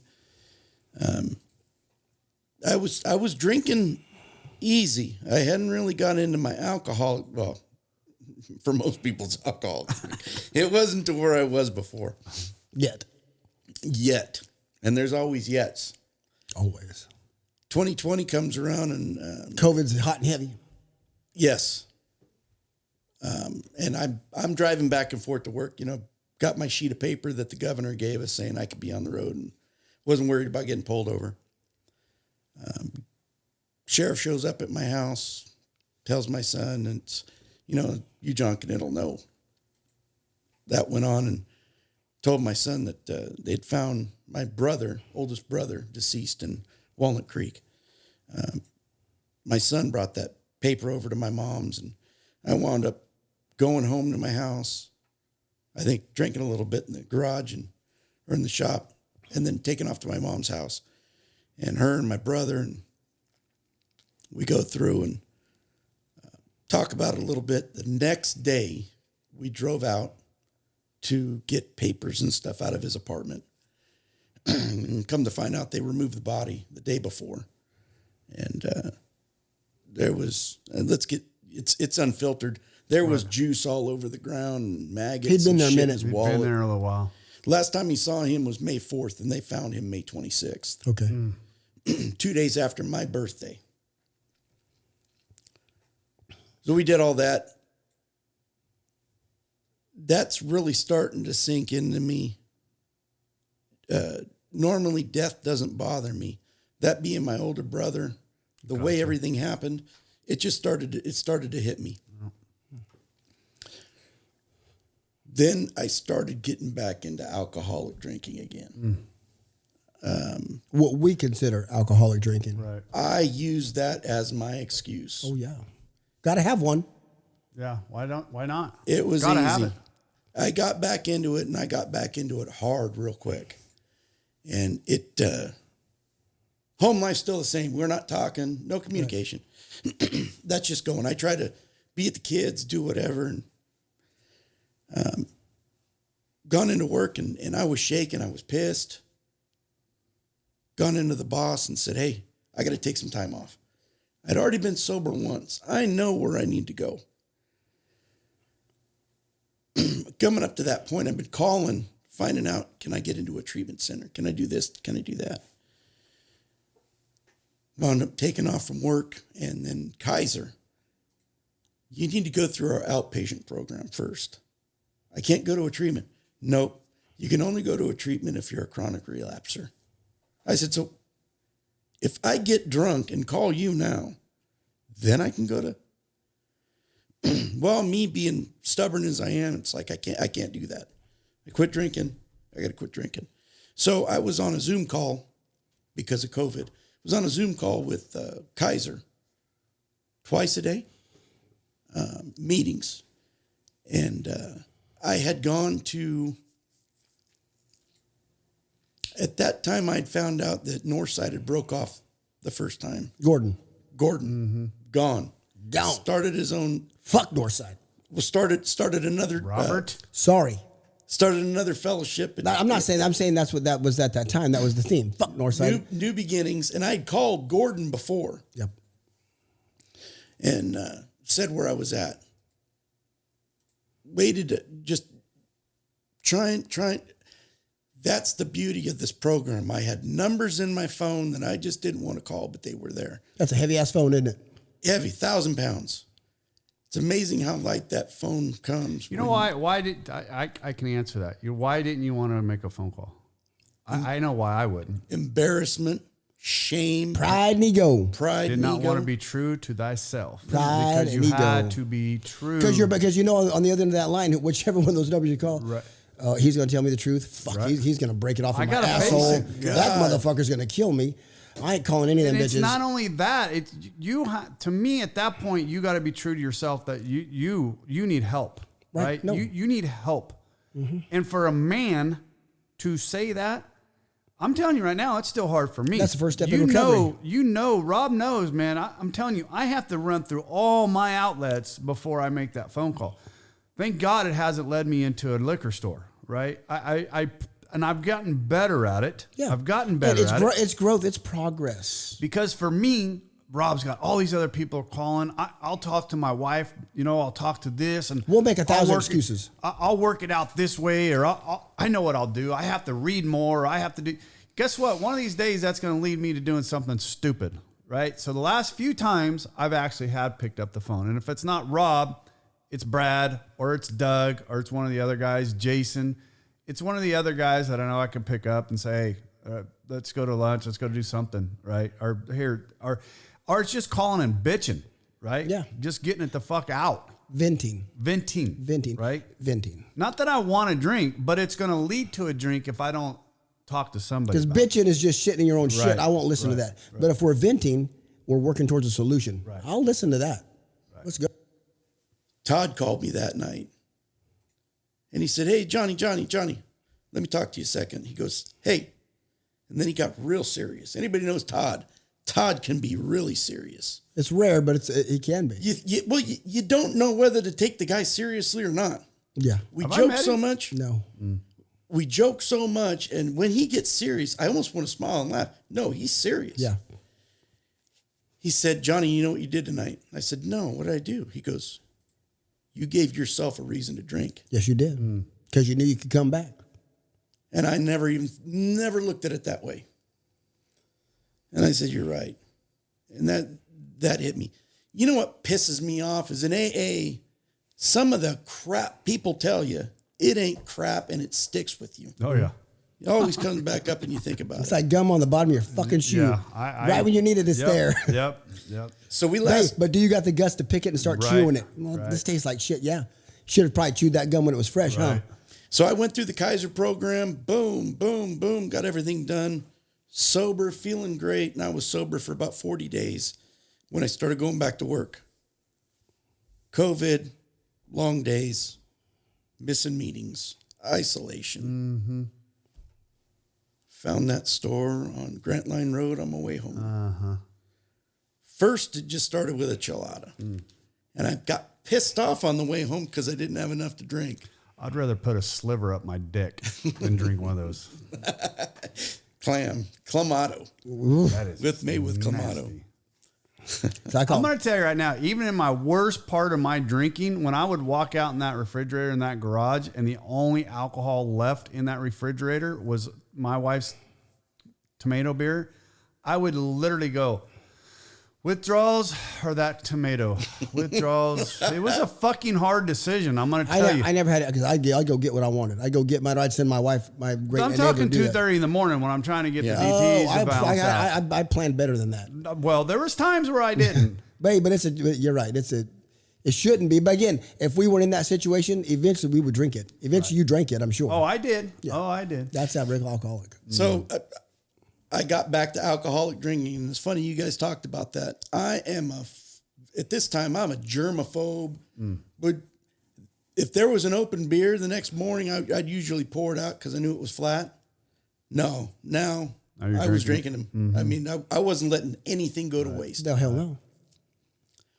I remember I wanted so bad to try for us to work things out. You know why? I remember during that 40 days when I was in there, I remember her telling me, she goes, "Hey, I'm proud of you," you know, and I felt so much space, and I was only living, 30 feet from my house in my trailer. I felt 100,000 miles away, because we distance ourselves through our drinking, through the mental gymnastics that we fucking do, mountains and the molehills, that magic magnifying mind of the alcoholic. If it's this big, by God, in our mind, and because don't you know who we are, it's a mountain. It's an unsurpassable mountain. And I don't blame her, but I knew she wouldn't have forgotten this point, and she was good about reminding me about things before, and I didn't want a mother. I don't want a mother. I want a partner, someone who's going to talk to me, not talk at me or down to me. This point, I'm starting to think, you know what? I don't know. I'd gone back in the house and we were talking, and I said, "Hey, we've been talking about going to marriage counseling," and it was just too busy. Think of that. Hold on, stop there. Think of that. You've been talking about going to marriage counseling, but yet you're too busy to save your own marriage. That's a problem. Exactly. Go ahead. Well, what it wound up being were excuses. No, I know. That's what I'm getting at. And I looked at her and I said, "Hey, were you going to make an appointment to go?" And she looked at me and she just shook her head no. She was past it. Yeah. Mm-hmm. And I thought, oh, okay. So at that point, I knew there is no redemption. I got no redemption. I'm done. So she was at work, and I remember I was calling her. I was drunk again. Say that again. Drunk again. I was drunk again in my trailer. I called her, and I said, "Hey," I said, "we're not happy. Neither one of us are happy. You're never going to be happy with me again. And I'm probably never going to be happy with what's going on ever again." And I said, "We're always going to come back up." I said, "You need to divorce me, please. Just divorce me." I'm looking at it and I'm thinking, why didn't I do it myself? Well, I'm too drunk to drive over there to do it. She actually stopped on her way home for the people, or are the people. We the people. We the people. And she filed. Came home and she called me. She goes, "Hey, can you come in the house?" I said, "Yeah." So go and sit on the couch. And she looks at me and voice is cracking. She's not crying yet, but her voice is cracking. And she says, "That was the hardest thing I've ever had to do in my life." Well, figured us not getting back together would have been the hardest thing, but I didn't say anything. I go, "Yeah." And then she said something that really hit me hard. She goes, "What am I going to do?" Okay, it's all about you. I just told her, me being the provider and everything, taking care of people, I said, "Amy, don't worry about it. Any money I get, I will help you." And we wound up both buying houses. We sold ours. And I was giving her $1,000 a month for the kids' education, cell phone bills, things like that. And so we wound up, she went to her house, I went to my house, and all I did was I went back and forth to work, met a few girls, had a couple of short-term girlfriends. Never had, oh my God. I'm going to jump you ahead. Good. Let's go to rehab. Oh, you want to go to rehab? Yeah. All right. Well, I'm going to say right before rehab. Okay. Everything got so bad. I was drinking 1.75 a day. A day. A day. That's what I was trying to get to right there. Plus Mike's Hard Mango. Right. Now you're on a destructive. I was destructive. I wanted to die. You're on a rail. But then this is when you were just on the couch. Right. I was on the couch. We're getting to that point. It was getting hard to get up. My legs always felt weak. Already been fired from work. Lost that. And I was off on my own. So I was just at home every day. DoorDash. They won't do it. They won't do it with PayPal or anything. But But you they leave will with a credit card. Boom. And I lucky I had a great driver. He knew exactly what I wanted to drink. And if they didn't have Automatic. that, he knew step 2. So I was on the floor. Good man. I had fell. And I'd gotten up on my knees, and I almost couldn't get off my knees. And if I'd have prayed to God and been spiritually fit, I wouldn't have been in that spot anyways. Let me ask you a question. At this time, was any of the old AA stuff, is that head full of AA gone now? Is that head full of AA? Not even, is anything in there? He's No, like you, work, and well, I guess we didn't have the AA, but he's just constantly drunk. He's Right. At this point, you're not letting it back in. No, it's. I was actually fighting calling people drunk because I felt good. Okay. All right. And I didn't want to, but I felt like it. Gotcha. So I couldn't get off the floor, and I prayed. I prayed. I said, God, please take me. And don't let me suffer anymore. Please just take me. Or make it to where I get Social Security or something for being an alcoholic. I can go to meetings. And I can get a job closer to where I can go to meetings, because I knew meetings were the only thing that would keep me sober.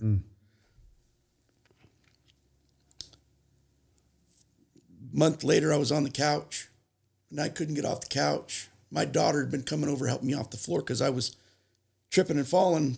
Everybody thought it was because I was drinking. Didn't help. So they couldn't get me off the couch, and called the fire department and did a non-emergency extraction. Took me down to my cousin. They put me in my ex's cousin's car and took me to emergency at Oak Valley. And I was there going through and talking about having a conversation,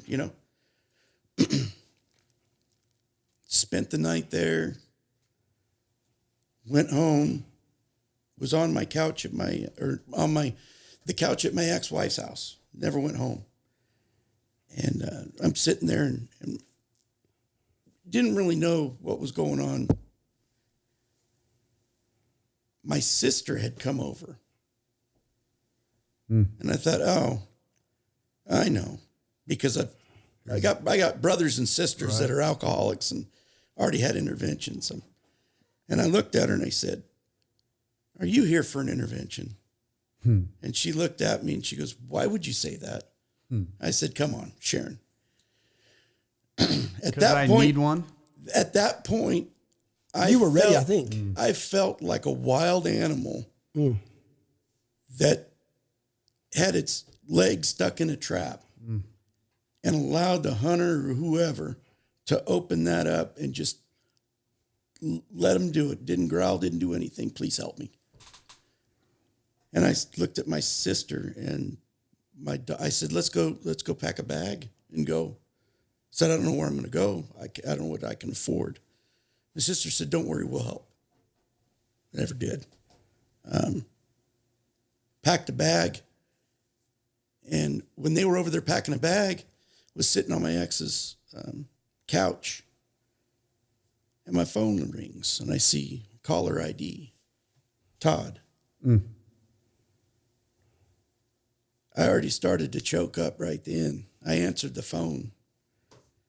And he remembers it perfectly, so he'll correct me, I'm sure. I remember him saying something like, uh-oh, something's going on, you're answering the phone. And I said, he said, are you done? And I was crying. I said, Todd, I surrender. I surrender. I remember that term. I remember the paradox of AA at that point. It never left me. Fucking AA destroys your drinking. God, it destroys your drinking. You start to sober up at all, oh my God, get some liquor back in me quick. Right. Yeah. That thought comes back in. And he said, really? I said, dude, I'm done. I'm done. And I said, Todd, I'm going to treatment. He goes, no, where are you going to treatment at? I said, Lakes. And he said, Johnny, I just brought a friend up there a week ago. He goes, his name's Chris. He goes, I want you to look him up when you get there, man. And he goes, I'm coming up to visit you, okay?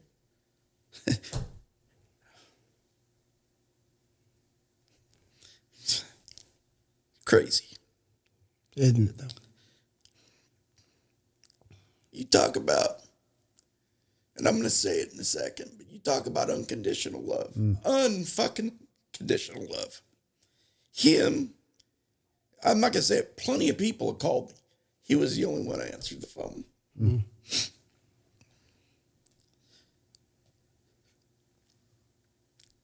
I said it in a long time. I just said, I love you, Todd. He goes, I love you too, brother.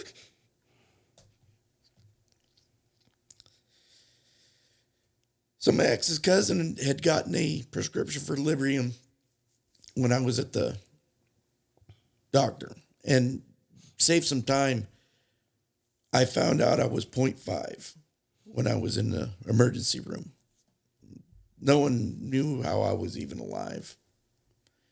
And I was fine. Yeah, but for the listeners, that's not 0.05. Yeah, No. 0.5. That's 0.5. A half a percent of dead. alcohol. Yeah.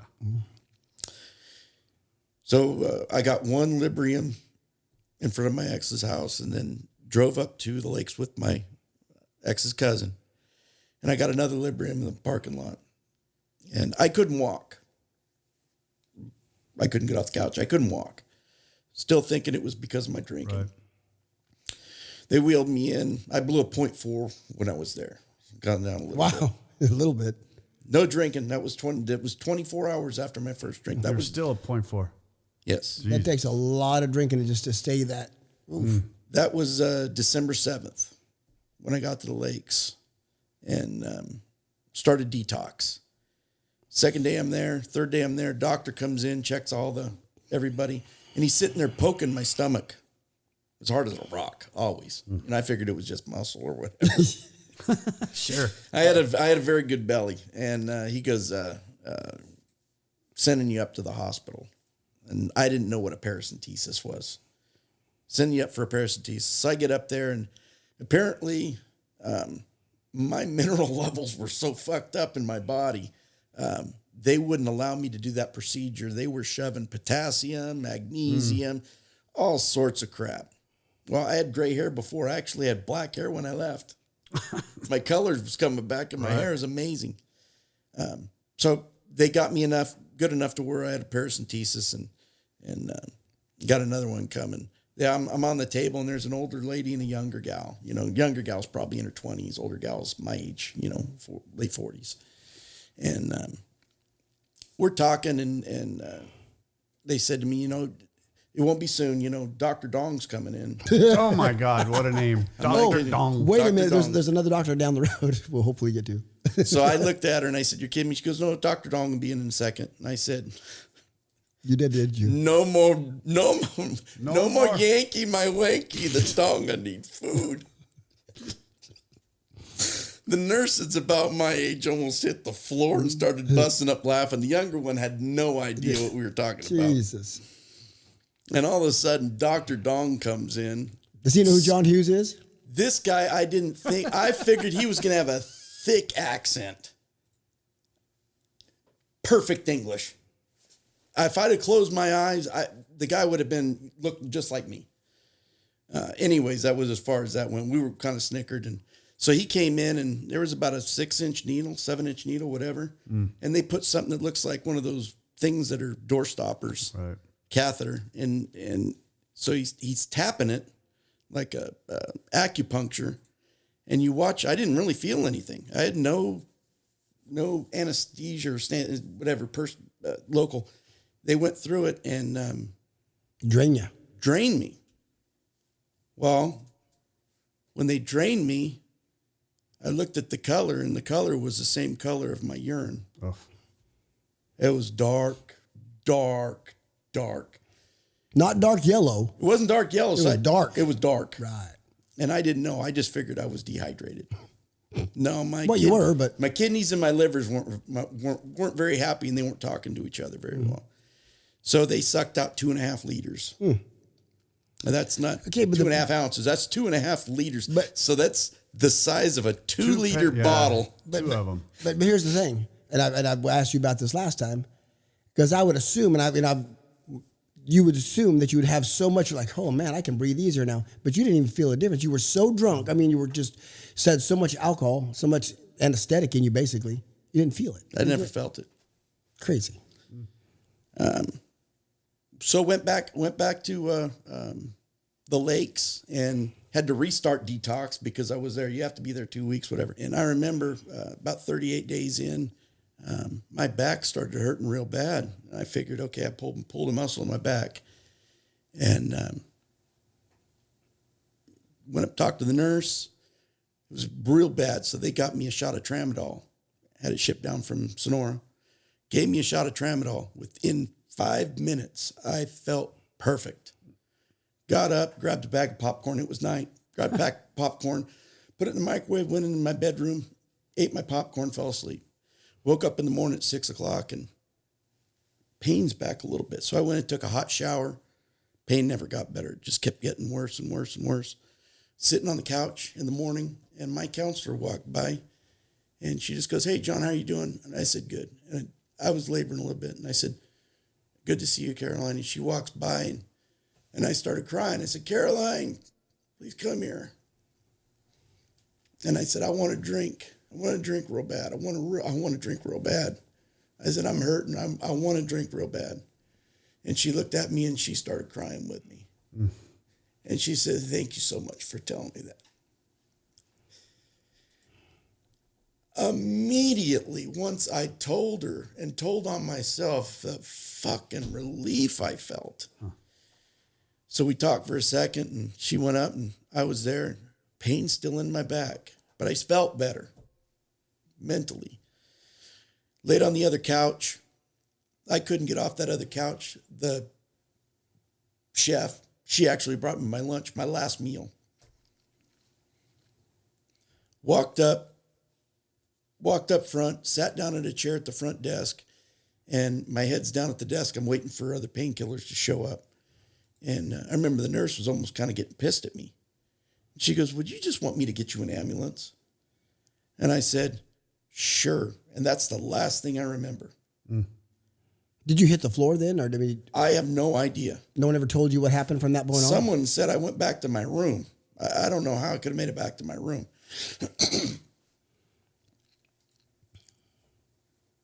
For me, the next thing I remember was waking up in Sacramento with a tube in my throat. How long ago? But in the time frame between that and that? 3 weeks. 3 weeks. You went into a coma. I was in a coma. What placed you there? I immediately went into a coma and was rushed, coded. They had found an abscess had got along my spinal cord, between my spine and my vertebrae. Rob's bringing this up because he wants me to get to it. What had happened 32 years ago is I got shot in the neck. Well, we started this story with that. Because I had taken my first beer. Well, you got shot in the neck because the gun went off, and that's when you had taken your first beer. No, I drank before. Okay. No, okay. I got you. I was just saying, for me, symbolically, yeah. Right. I look back and I could see God had made the plan, but we're going up further. Oh, yeah. There was a bullet fragment next to my spine, and it grew over 32 years, grew an abscess. When I got the paracentesis, I got a bone infection. Bone infection pissed off the abscess, which was squeezing my spine already. The reason I was falling At tripping, home. and doing everything else at home. Was that? Right. Had no idea. No doctors ever found it or anything. Well, because of all the drinking, who would They blamed everything on that. Blamed it. Oh, Right. 1.75, you're at No. 0.4, diabetes, everything. You quit drinking first, then we'll Right. fix this. You quit. Yeah. I mean, they got to, I'm an alcoholic. I'm not drinking. If they gave me a prescription, I would look at that prescription to make sure I could drink with that prescription. If I didn't take that prescription. But sometimes if there's a warning. Got to have your priority. But hold on, if there's a warning, sometimes you got to read the warning too, because it might make you drink a little better. Yeah. Oh, yeah. Enhances the Just effects saying, of. I'll just take a couple Damn it, Rob Don. and a shot. I've done it. I remember telling the Every doctor. alcoholic has. I remember telling the doctor, I said, is this thing going to do anything to my liver? Well, it may. And I said, well, I'm going to worry about taking my liver out. I'm not taking a pill. It's not going to help me, alter my mind. So back to this. So the blood pissed off that. It pissed off the abscess. The abscess swelled and crushed my spine. Anybody who knows this, it was at a C6, which is just at the base above your shoulder blades. Which is right where that bone, the bone fragment was below that. The bullet fragment. The bullet fragment. Sorry, bullet. It swelled up and it ruptured. So not only did I go paralyzed, it went septic. I got sepsis in my cerebral spinal fluid. No one could find.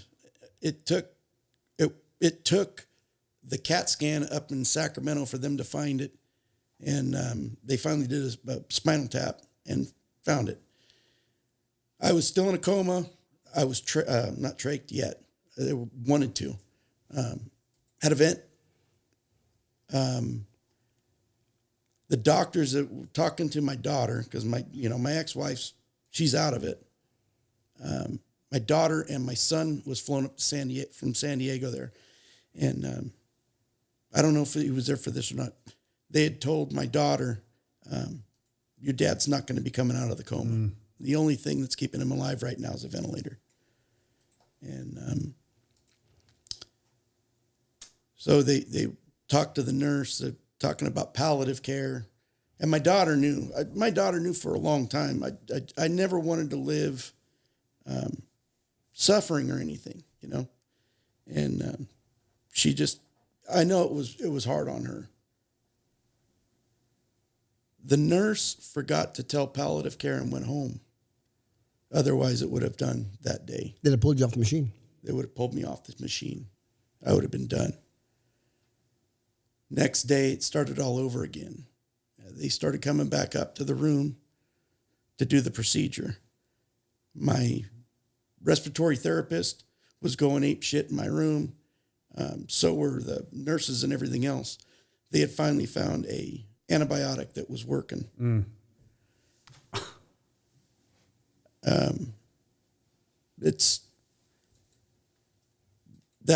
That was tough. So when I woke up, I remember my daughter.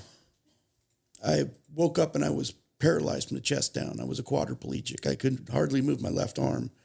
And when I say hardly, most people, you could just move it. Right. I mean, for me, it was, I couldn't move it. Had no movement in my legs or anything. I remember my daughter telling me, Dad, I'm sorry.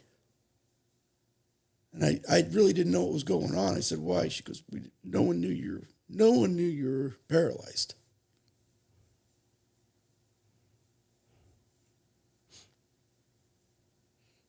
I just looked at her and said, I love you. Don't.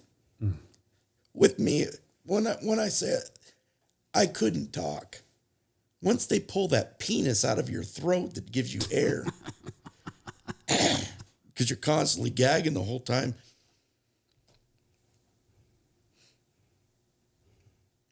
Sometimes I think she's the only reason I'm back. Well, she got you to meetings. She took you home from meetings. That was after. I know, but she never did leave your side, Johnny. She became my caretaker.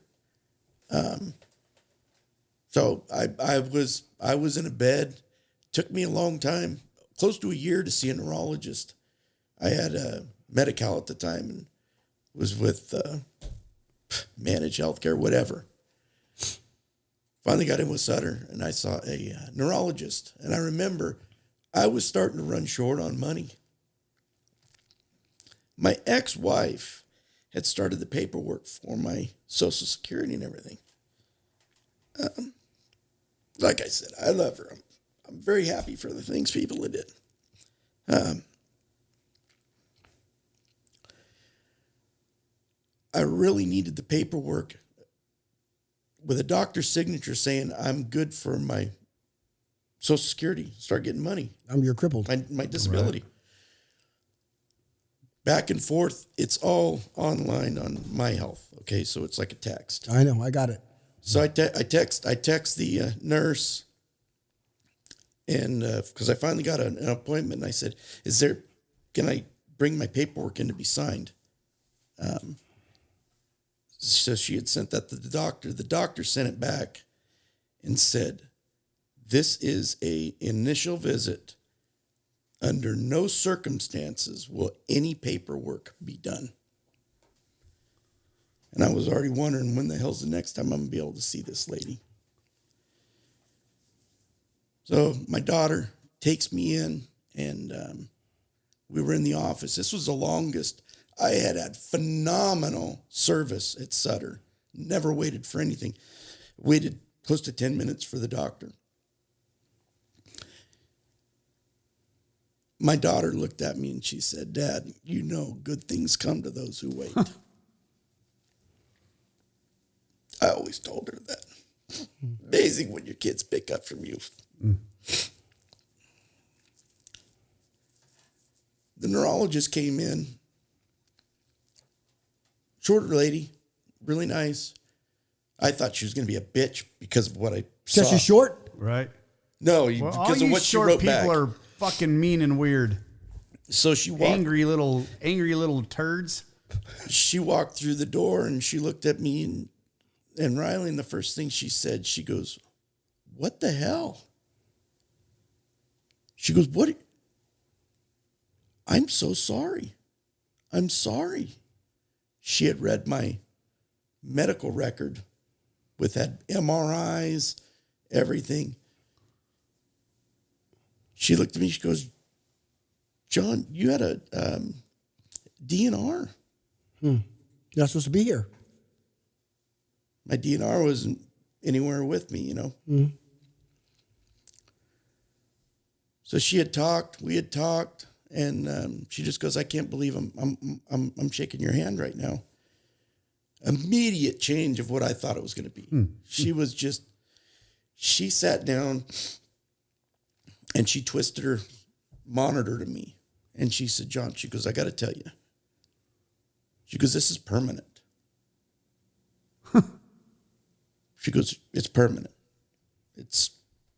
You're probably never going to walk again. And there was a half moon in my spinal cord where it had pushed it against the vertebrae. And I was kind of moving my legs a little bit. And she goes, are you doing that? And I said, well, kind of, but not really. And she goes, wow, that's where this is at. That's not supposed to happen. At that point, AA had already kicked in because of reading the book, man. 417. There we go. You learn about acceptance. And I don't know why. I felt so warm. And I didn't even care. Did not make me upset at all. I just said, yes, ma'am. And she's looking at me like I'm going to get sad. And I said, it's okay. It's okay. It's okay. You're good. Thank you. I don't know what the hell had happened. But AA, God damn. So I was walked through the steps when I was in the hospital because I always thought God protected me. Hold on a second. You walked through the steps in the hospital? When I went out, God walked me through the steps. Okay.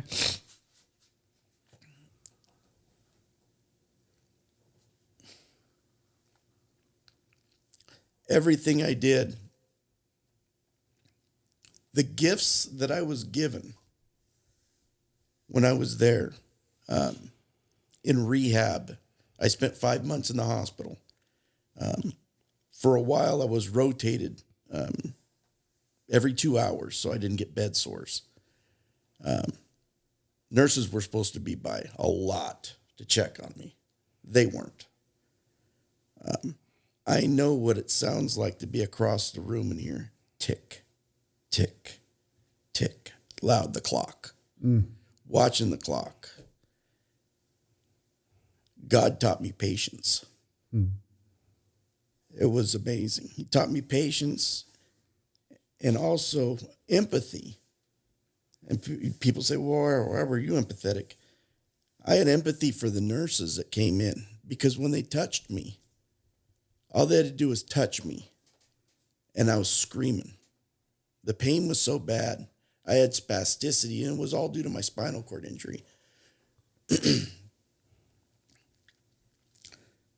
And I would tell them, I said, hey, don't stop. You guys are okay. You're okay. No one's intentionally trying to hurt me. I'm a tough guy. I'm going to scream. I'm going to hurt. I know you're not doing this on purpose. So when I'd seen the neurologist and she told me that and I got the acceptance, I was going to be bedridden. And I had a bed in my living room where I'd been living and continued. But when I was at the neurologist, she said, what do you need? I said, pain-wise. And so she gave me gabapentin. I'd never had gabapentin before. And I was already on baclofen, which is for spasticity. The gabapentin's for nerve pain. Paralyzed, I had pain from above my knees to the tips of my toes everywhere. It was like I was wearing socks made out of white hot needles. The burning and the sharp pains was, I can't. No one, if they haven't experienced it, they won't know. I'm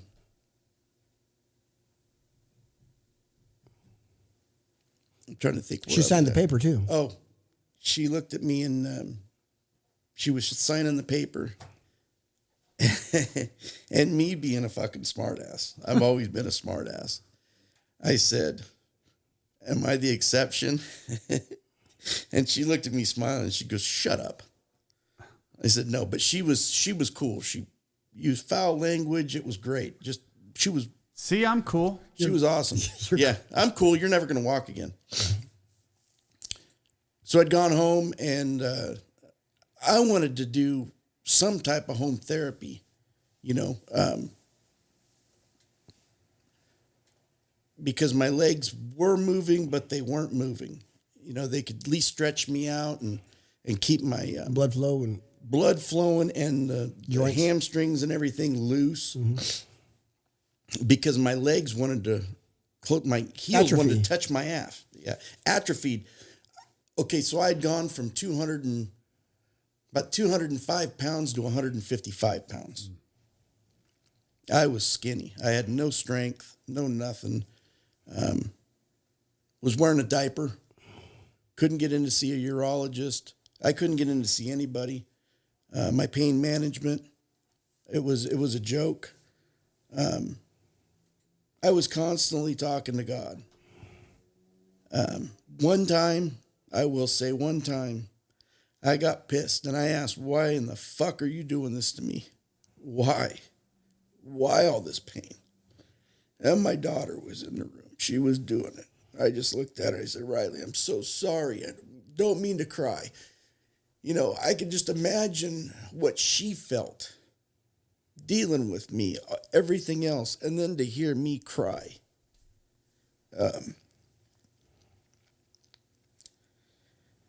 Just talk about practice acceptance, There was something you brought up that I also thought.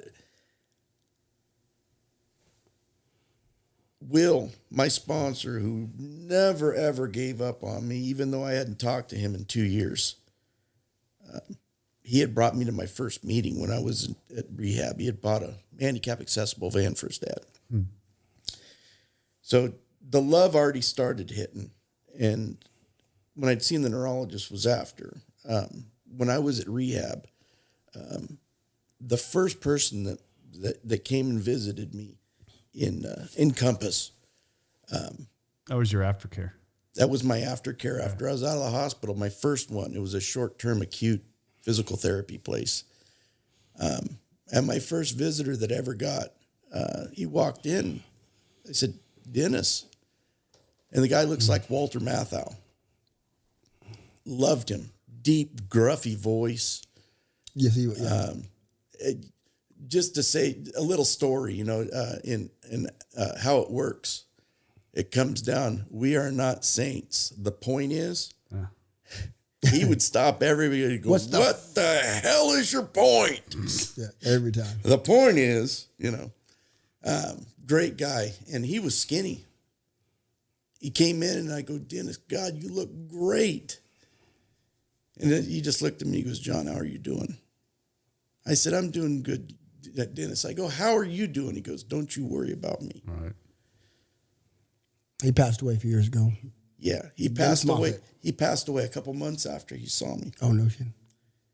It was only about a month, I think, after his open heart surgery. He battled cancer.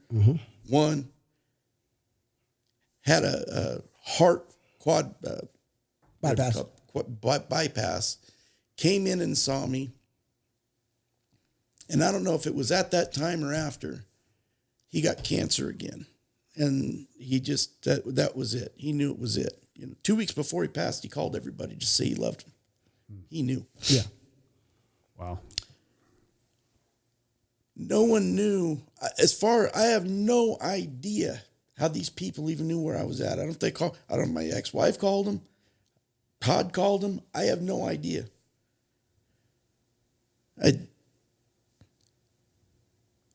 Just a lot of people from the program. I had very, very few visitors. My family might have visited me a couple times. My daughter was there every day, if not every other day. So got out and Will started taking me to meetings. Pushed me I was so weak I couldn't even set the brakes on my wheelchair. He had to do it. I remember seeing you. This is when I first started going in the rooms. I used to spasm and my legs would hit. I was worried about lifting the fucking table. Will was always looking at me. I'm still wearing a fucking diaper. I'm incontinent. I want to give a shout out real quick to your neighbor as well. Your daughter. Oh, yeah. And your neighbor. So when I was at home at first, I had 3 people taking care of me. I had my daughter first and foremost, and she worked. So she'd take care of me at night. And I had my ex-wife's cousin who would take care of me. Does she have a name?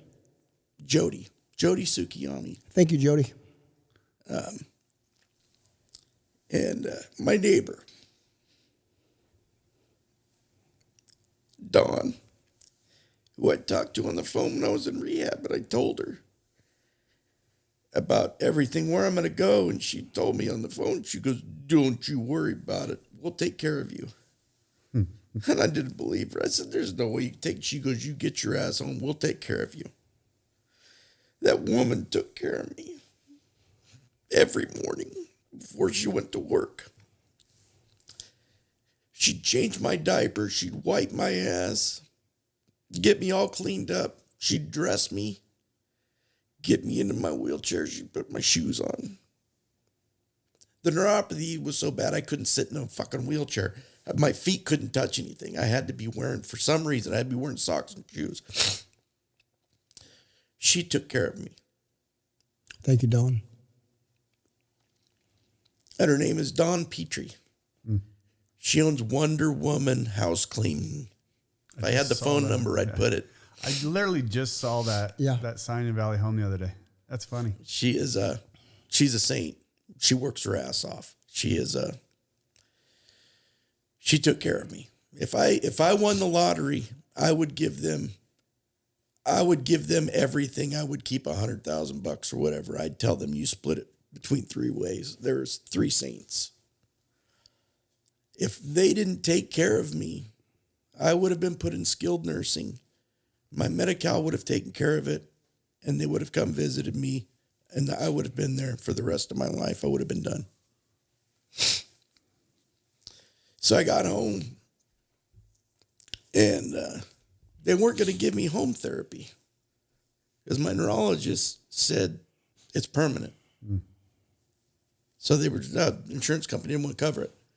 Finally, I got the doctors,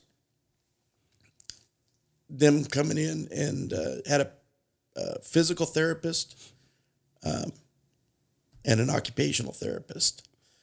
My physical therapist, she actually rolled me to my sink and put a pillow between my knees and the cupboard underneath. And she took my arms and put them up on the sink, and she would help me stand. That was the first time. And when I stood by myself, I wore a gait belt where she could hold me just in case. I would rock back and forth. Just the tenderness of the therapist. The special one was my occupational therapist, Cody. Apparently he'd been paralyzed too. He was a weightlifter. I remember we were sitting next to my, I have a pole next to my bed with a handle on it. And he's like, stand, you can stand up. And I couldn't, I'm trying to stand up out of my chair. I couldn't with one hand. And he said, John, he goes, what I want you to do is I want you to close your eyes. And he goes, think about it. And as you're thinking about it, try to do it. Visualization. I opened my eyes and I was standing up. And as far as my incontinence, I talked to him. And me being a guy, wanting my dick to work again. He said, John, you can visualize that too. He goes, and close your eyes and try to do what you did before. So I need to speed this up and get going. Started going to meetings, and I never really thought about it at first. My daughter would take me to meetings. At first, she'd go in with me because I was too weak. I couldn't even roll my wheelchair. She was bringing you to meetings when I first met you. Yeah. Well, her and Will. And I remember one time I shared, and I got it. I never even realized it. I started choking up then. I said that I had sat down and prayed. And right there, right now, God had answered my prayer. I was at that meeting. That's why I brought it up earlier. Not the reason I wanted to be, But you got to go to meetings. I got to go to meetings. I had no excuse not to go to meetings. Got you. And But in that meeting, I want the gratitude. This is where, when you talk about God walking you through the steps, the way you spoke when you got back out of all that, totally. I mean, I've never heard anybody speak like that. I remember. I was in that meeting. But I was in that meeting when you said that. Right. Just the gratitude in a chair. God answered my prayer, and I'm so grateful. I remember that. I was so God. And the one God gave me so many gifts. Everybody be so pissed off. I get so fucking pissed off with people. Quit being fucking victims. I understand shit happens. Preach it. God does it for a reason. Everything happens for a reason. I was never mad at my God. I was never mad at my Creator. Rob brought up footsteps. If you haven't seen it, you need to go read the poem Footsteps. And you also need to see the picture that it's usually on.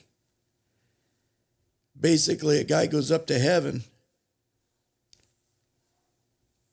and God's got this picture. He sees this big screen where the guy goes back in his life and he sees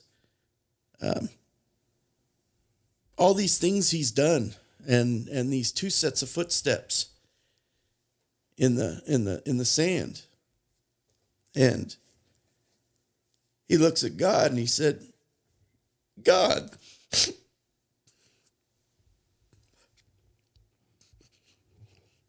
the worst times of my life, you left me. There's only one set of footprints. He said, why'd you leave me? And God said, my child, those weren't your footprints. Those were mine. I carried you. Mm-hmm.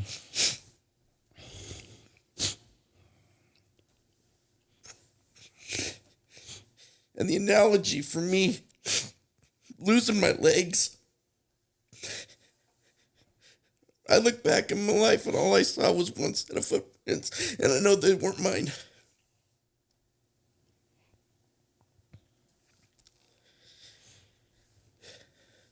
So the one gift that God gave me, probably the most important gift he gave me, when I woke up, I remember my brother was there when I was enough to where I could speak. I said, God, I want to fucking chew. And my brother said, John, you haven't chewed in 3 weeks. In my coma, I was chewing plenty fine. My wife hates this part. I was chewing so much, I chewed through my fucking hose for my ventilator. They don't like that. Those are fairly expensive, I guess. The one thing that I did not have a craving or an obsession for when I woke up, to this day I don't, is the obsession or craving of alcohol.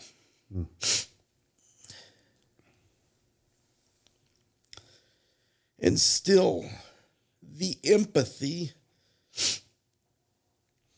and sympathy of those that do, because I still know, God, I know the fucking chains that you're in going through that.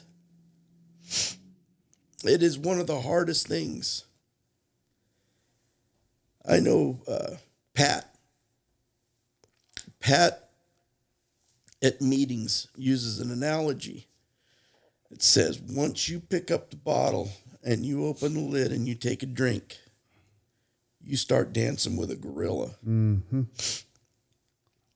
And you stop dancing. You stop dancing when that gorilla stops dancing. And for our listeners, that's Toucan Superman Pat. Yep. So anybody that says this program doesn't do anything for them, all I know is all I hear are fucking voices. Mm. The voices keep me sober. Voices tell me to call. One thing I've said, and I finally have an answer for it, is I have a very good friend, Michael, that I met in Knights Ferry when I first got sober the first time. And Michael's extremely special to me. He always I said, dude, I got no fucking friends. He said, Johnny, you got us in AA. And I said, yeah, I know. Yeah. I thought about that. And I don't have any friends. I had one friend. I don't know what I did to him. I thought we were best friends. Him and his dad built a handicap ramp to my house because that was one of the regulation things that I had to do to be able to get in my house. I couldn't have steps. I had to be handicap accessible. And he brought me Chipino. New Year's Day, 2024. Still remember that. August came around, I hadn't seen him. I know everybody's busy. So I texted him. I loved him and his family so much. I texted him and said, buddy, I don't know what I did, but just know I love you. I love you, your wife, and your kids. You've got 2 beautiful daughters who are March of Dime kids. They were born at 20 weeks. I'm around so many miracles, it's not even funny if people open their eyes. He called me back immediately. He goes, hey, buddy. I go, hey, Nate, what's going on? He said, nothing. I said, what did I do? He goes, dude, you didn't do anything. You didn't do anything wrong. I was talking to him, and he goes, I'm on my way to Reno right now to drop my girls off at school. I haven't heard from him ever since. He told me he was going to stop by. And I figured, hey, they know I'm not going to keep reaching out. If I'm not wanted, Life I'm not happens wanted. too. Huh? Life happens. Life happens. Yeah. One thing I learned, it is what it is. Right. I know one of the things you bring up friends, John, and I can promise you I had some great friends before and I still do, but I've never had the friendship like I have in AA. I wouldn't trade 1 ounce of friendships I have outside of AA for anything. But This me, what also the definition of a friend, what a friend really is. Right. I've got those. Wait. What Larry just said, because of what Michael said, you got us. I said, I got no fucking friends, man. I don't have any friends right now. I have family. Yeah. True fact. True fact. My family are the men and women of Alcoholics Anonymous, and my daughter and my son. I still have a relationship with my ex-wife. I was going to ask, where's that she was pretty involved with your recovery, right? We're amicable. I thank her for a lot. Okay. She had my daughter up there. I know she had visited me in Turlock, maybe even in Compass. I can't remember because my daughter was unavailable and couldn't show up. Okay. She's done a lot. Shit happens. Right. Like I said, that wasn't a one-way deal. I don't blame anybody. Right. It was my choice alone. I made a conscious decision to drink. Right. Absolutely. And I relied on something else to make me feel good. Right. And that was all mind altering. Right. Where's your relationship at with your kids? Well, you obviously you said your daughter, but what about your son?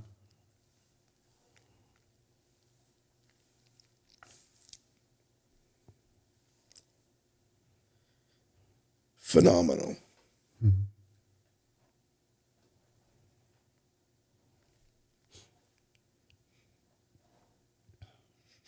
If I were my kids, I would have said, fuck you, and never left or never came back. I was an asshole. Never to them. Never like what you're thinking. Like what Rob was talking about. Not being available. When they asked me a question that bothered me, I tried to get them away from me so I could drink. I know when they came, or before I'd gone to treatment, I remember sitting on the couch. Was it before treatment? I remember them sitting on the couch, and I looked at them both. It was after treatment. After I was out of the hospital, I said, I want to apologize to both of you, and I want to thank you for loving me. Because I chose a bottle over you. I would have picked that bottle before you. I promise I never will do that again. I love them so much.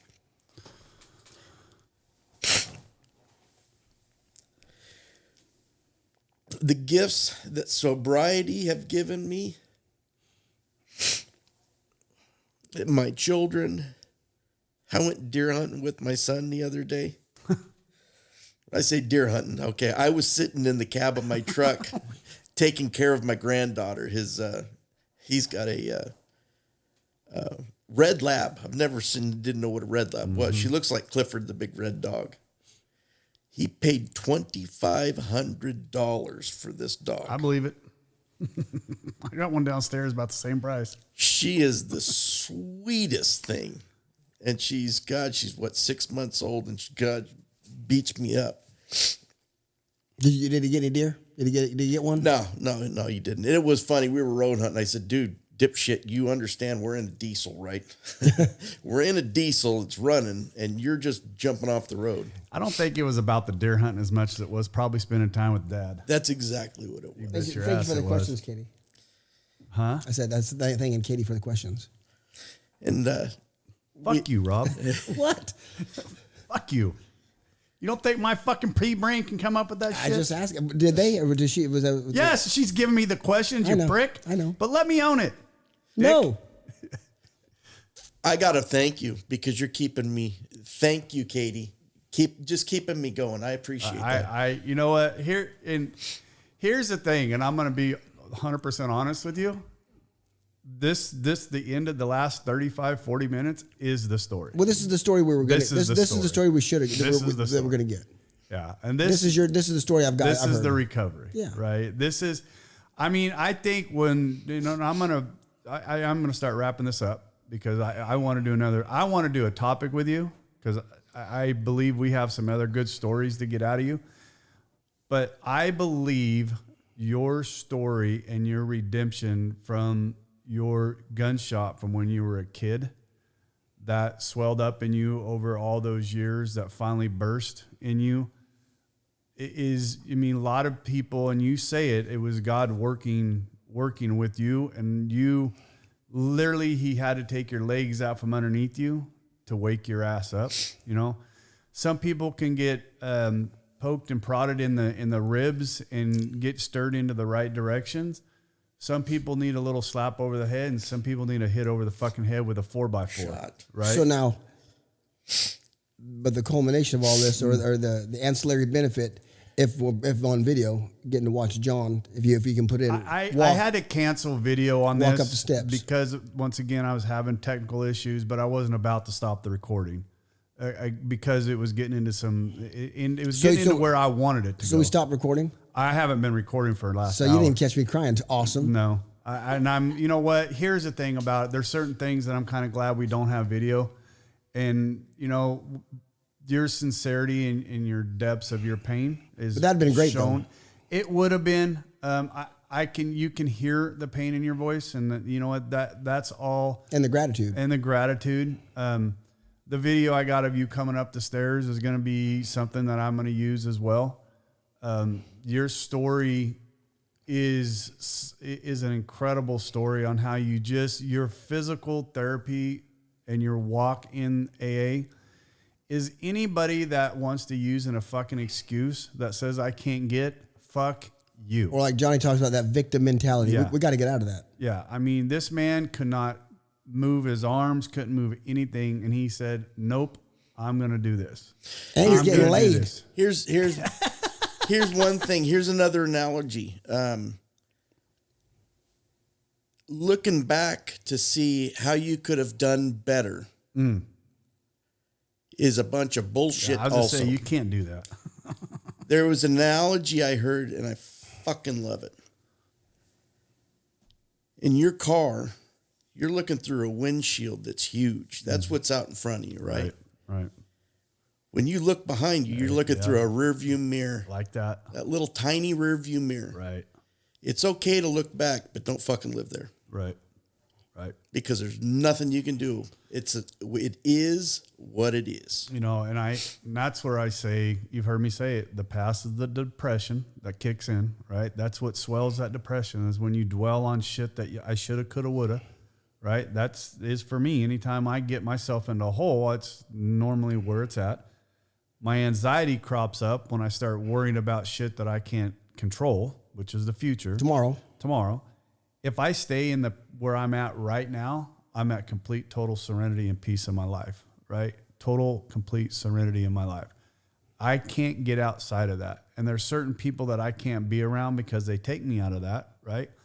That's the reason why I love the rooms of AA, right? Because you can get in there and everybody is in there now, right? Everybody's hopefully we're working to be there. Working to get there. They're working and helping others get there. Right. And that's where I just, and having somebody like a John in our lives and in our rooms of AA where I can look across the table and see you and know that if that man can do what he did, there ain't nothing that can keep me from not doing what I need to accomplish every day, right?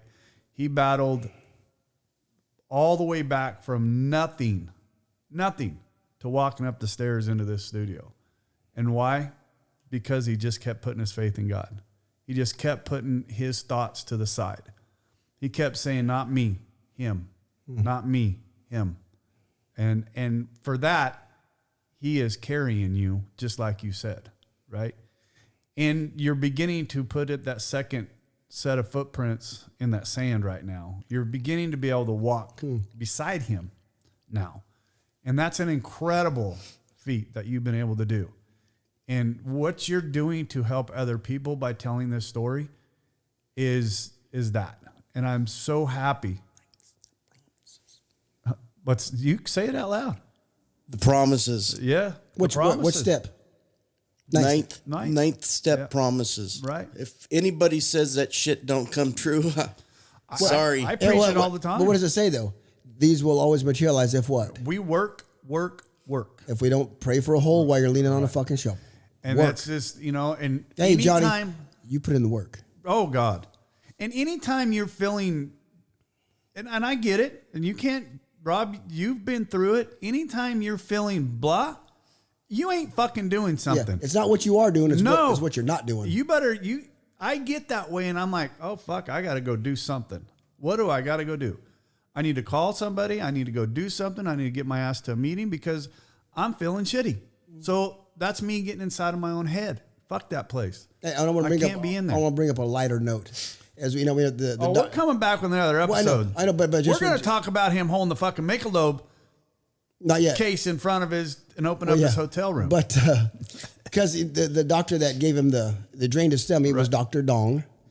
His urologist to help get his pee-pee working is Dr. Wang.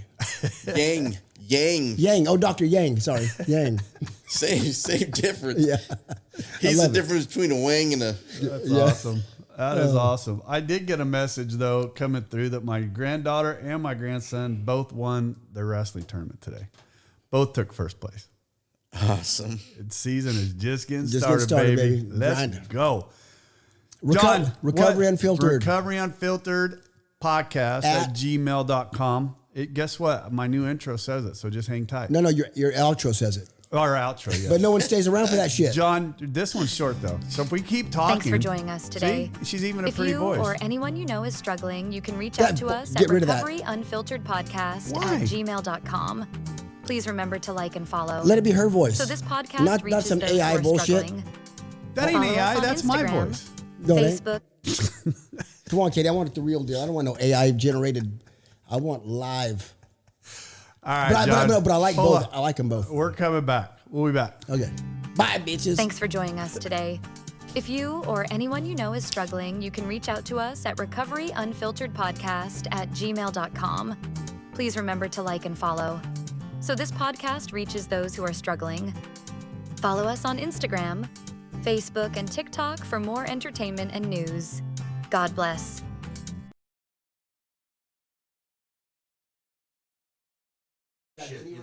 Well, it's not.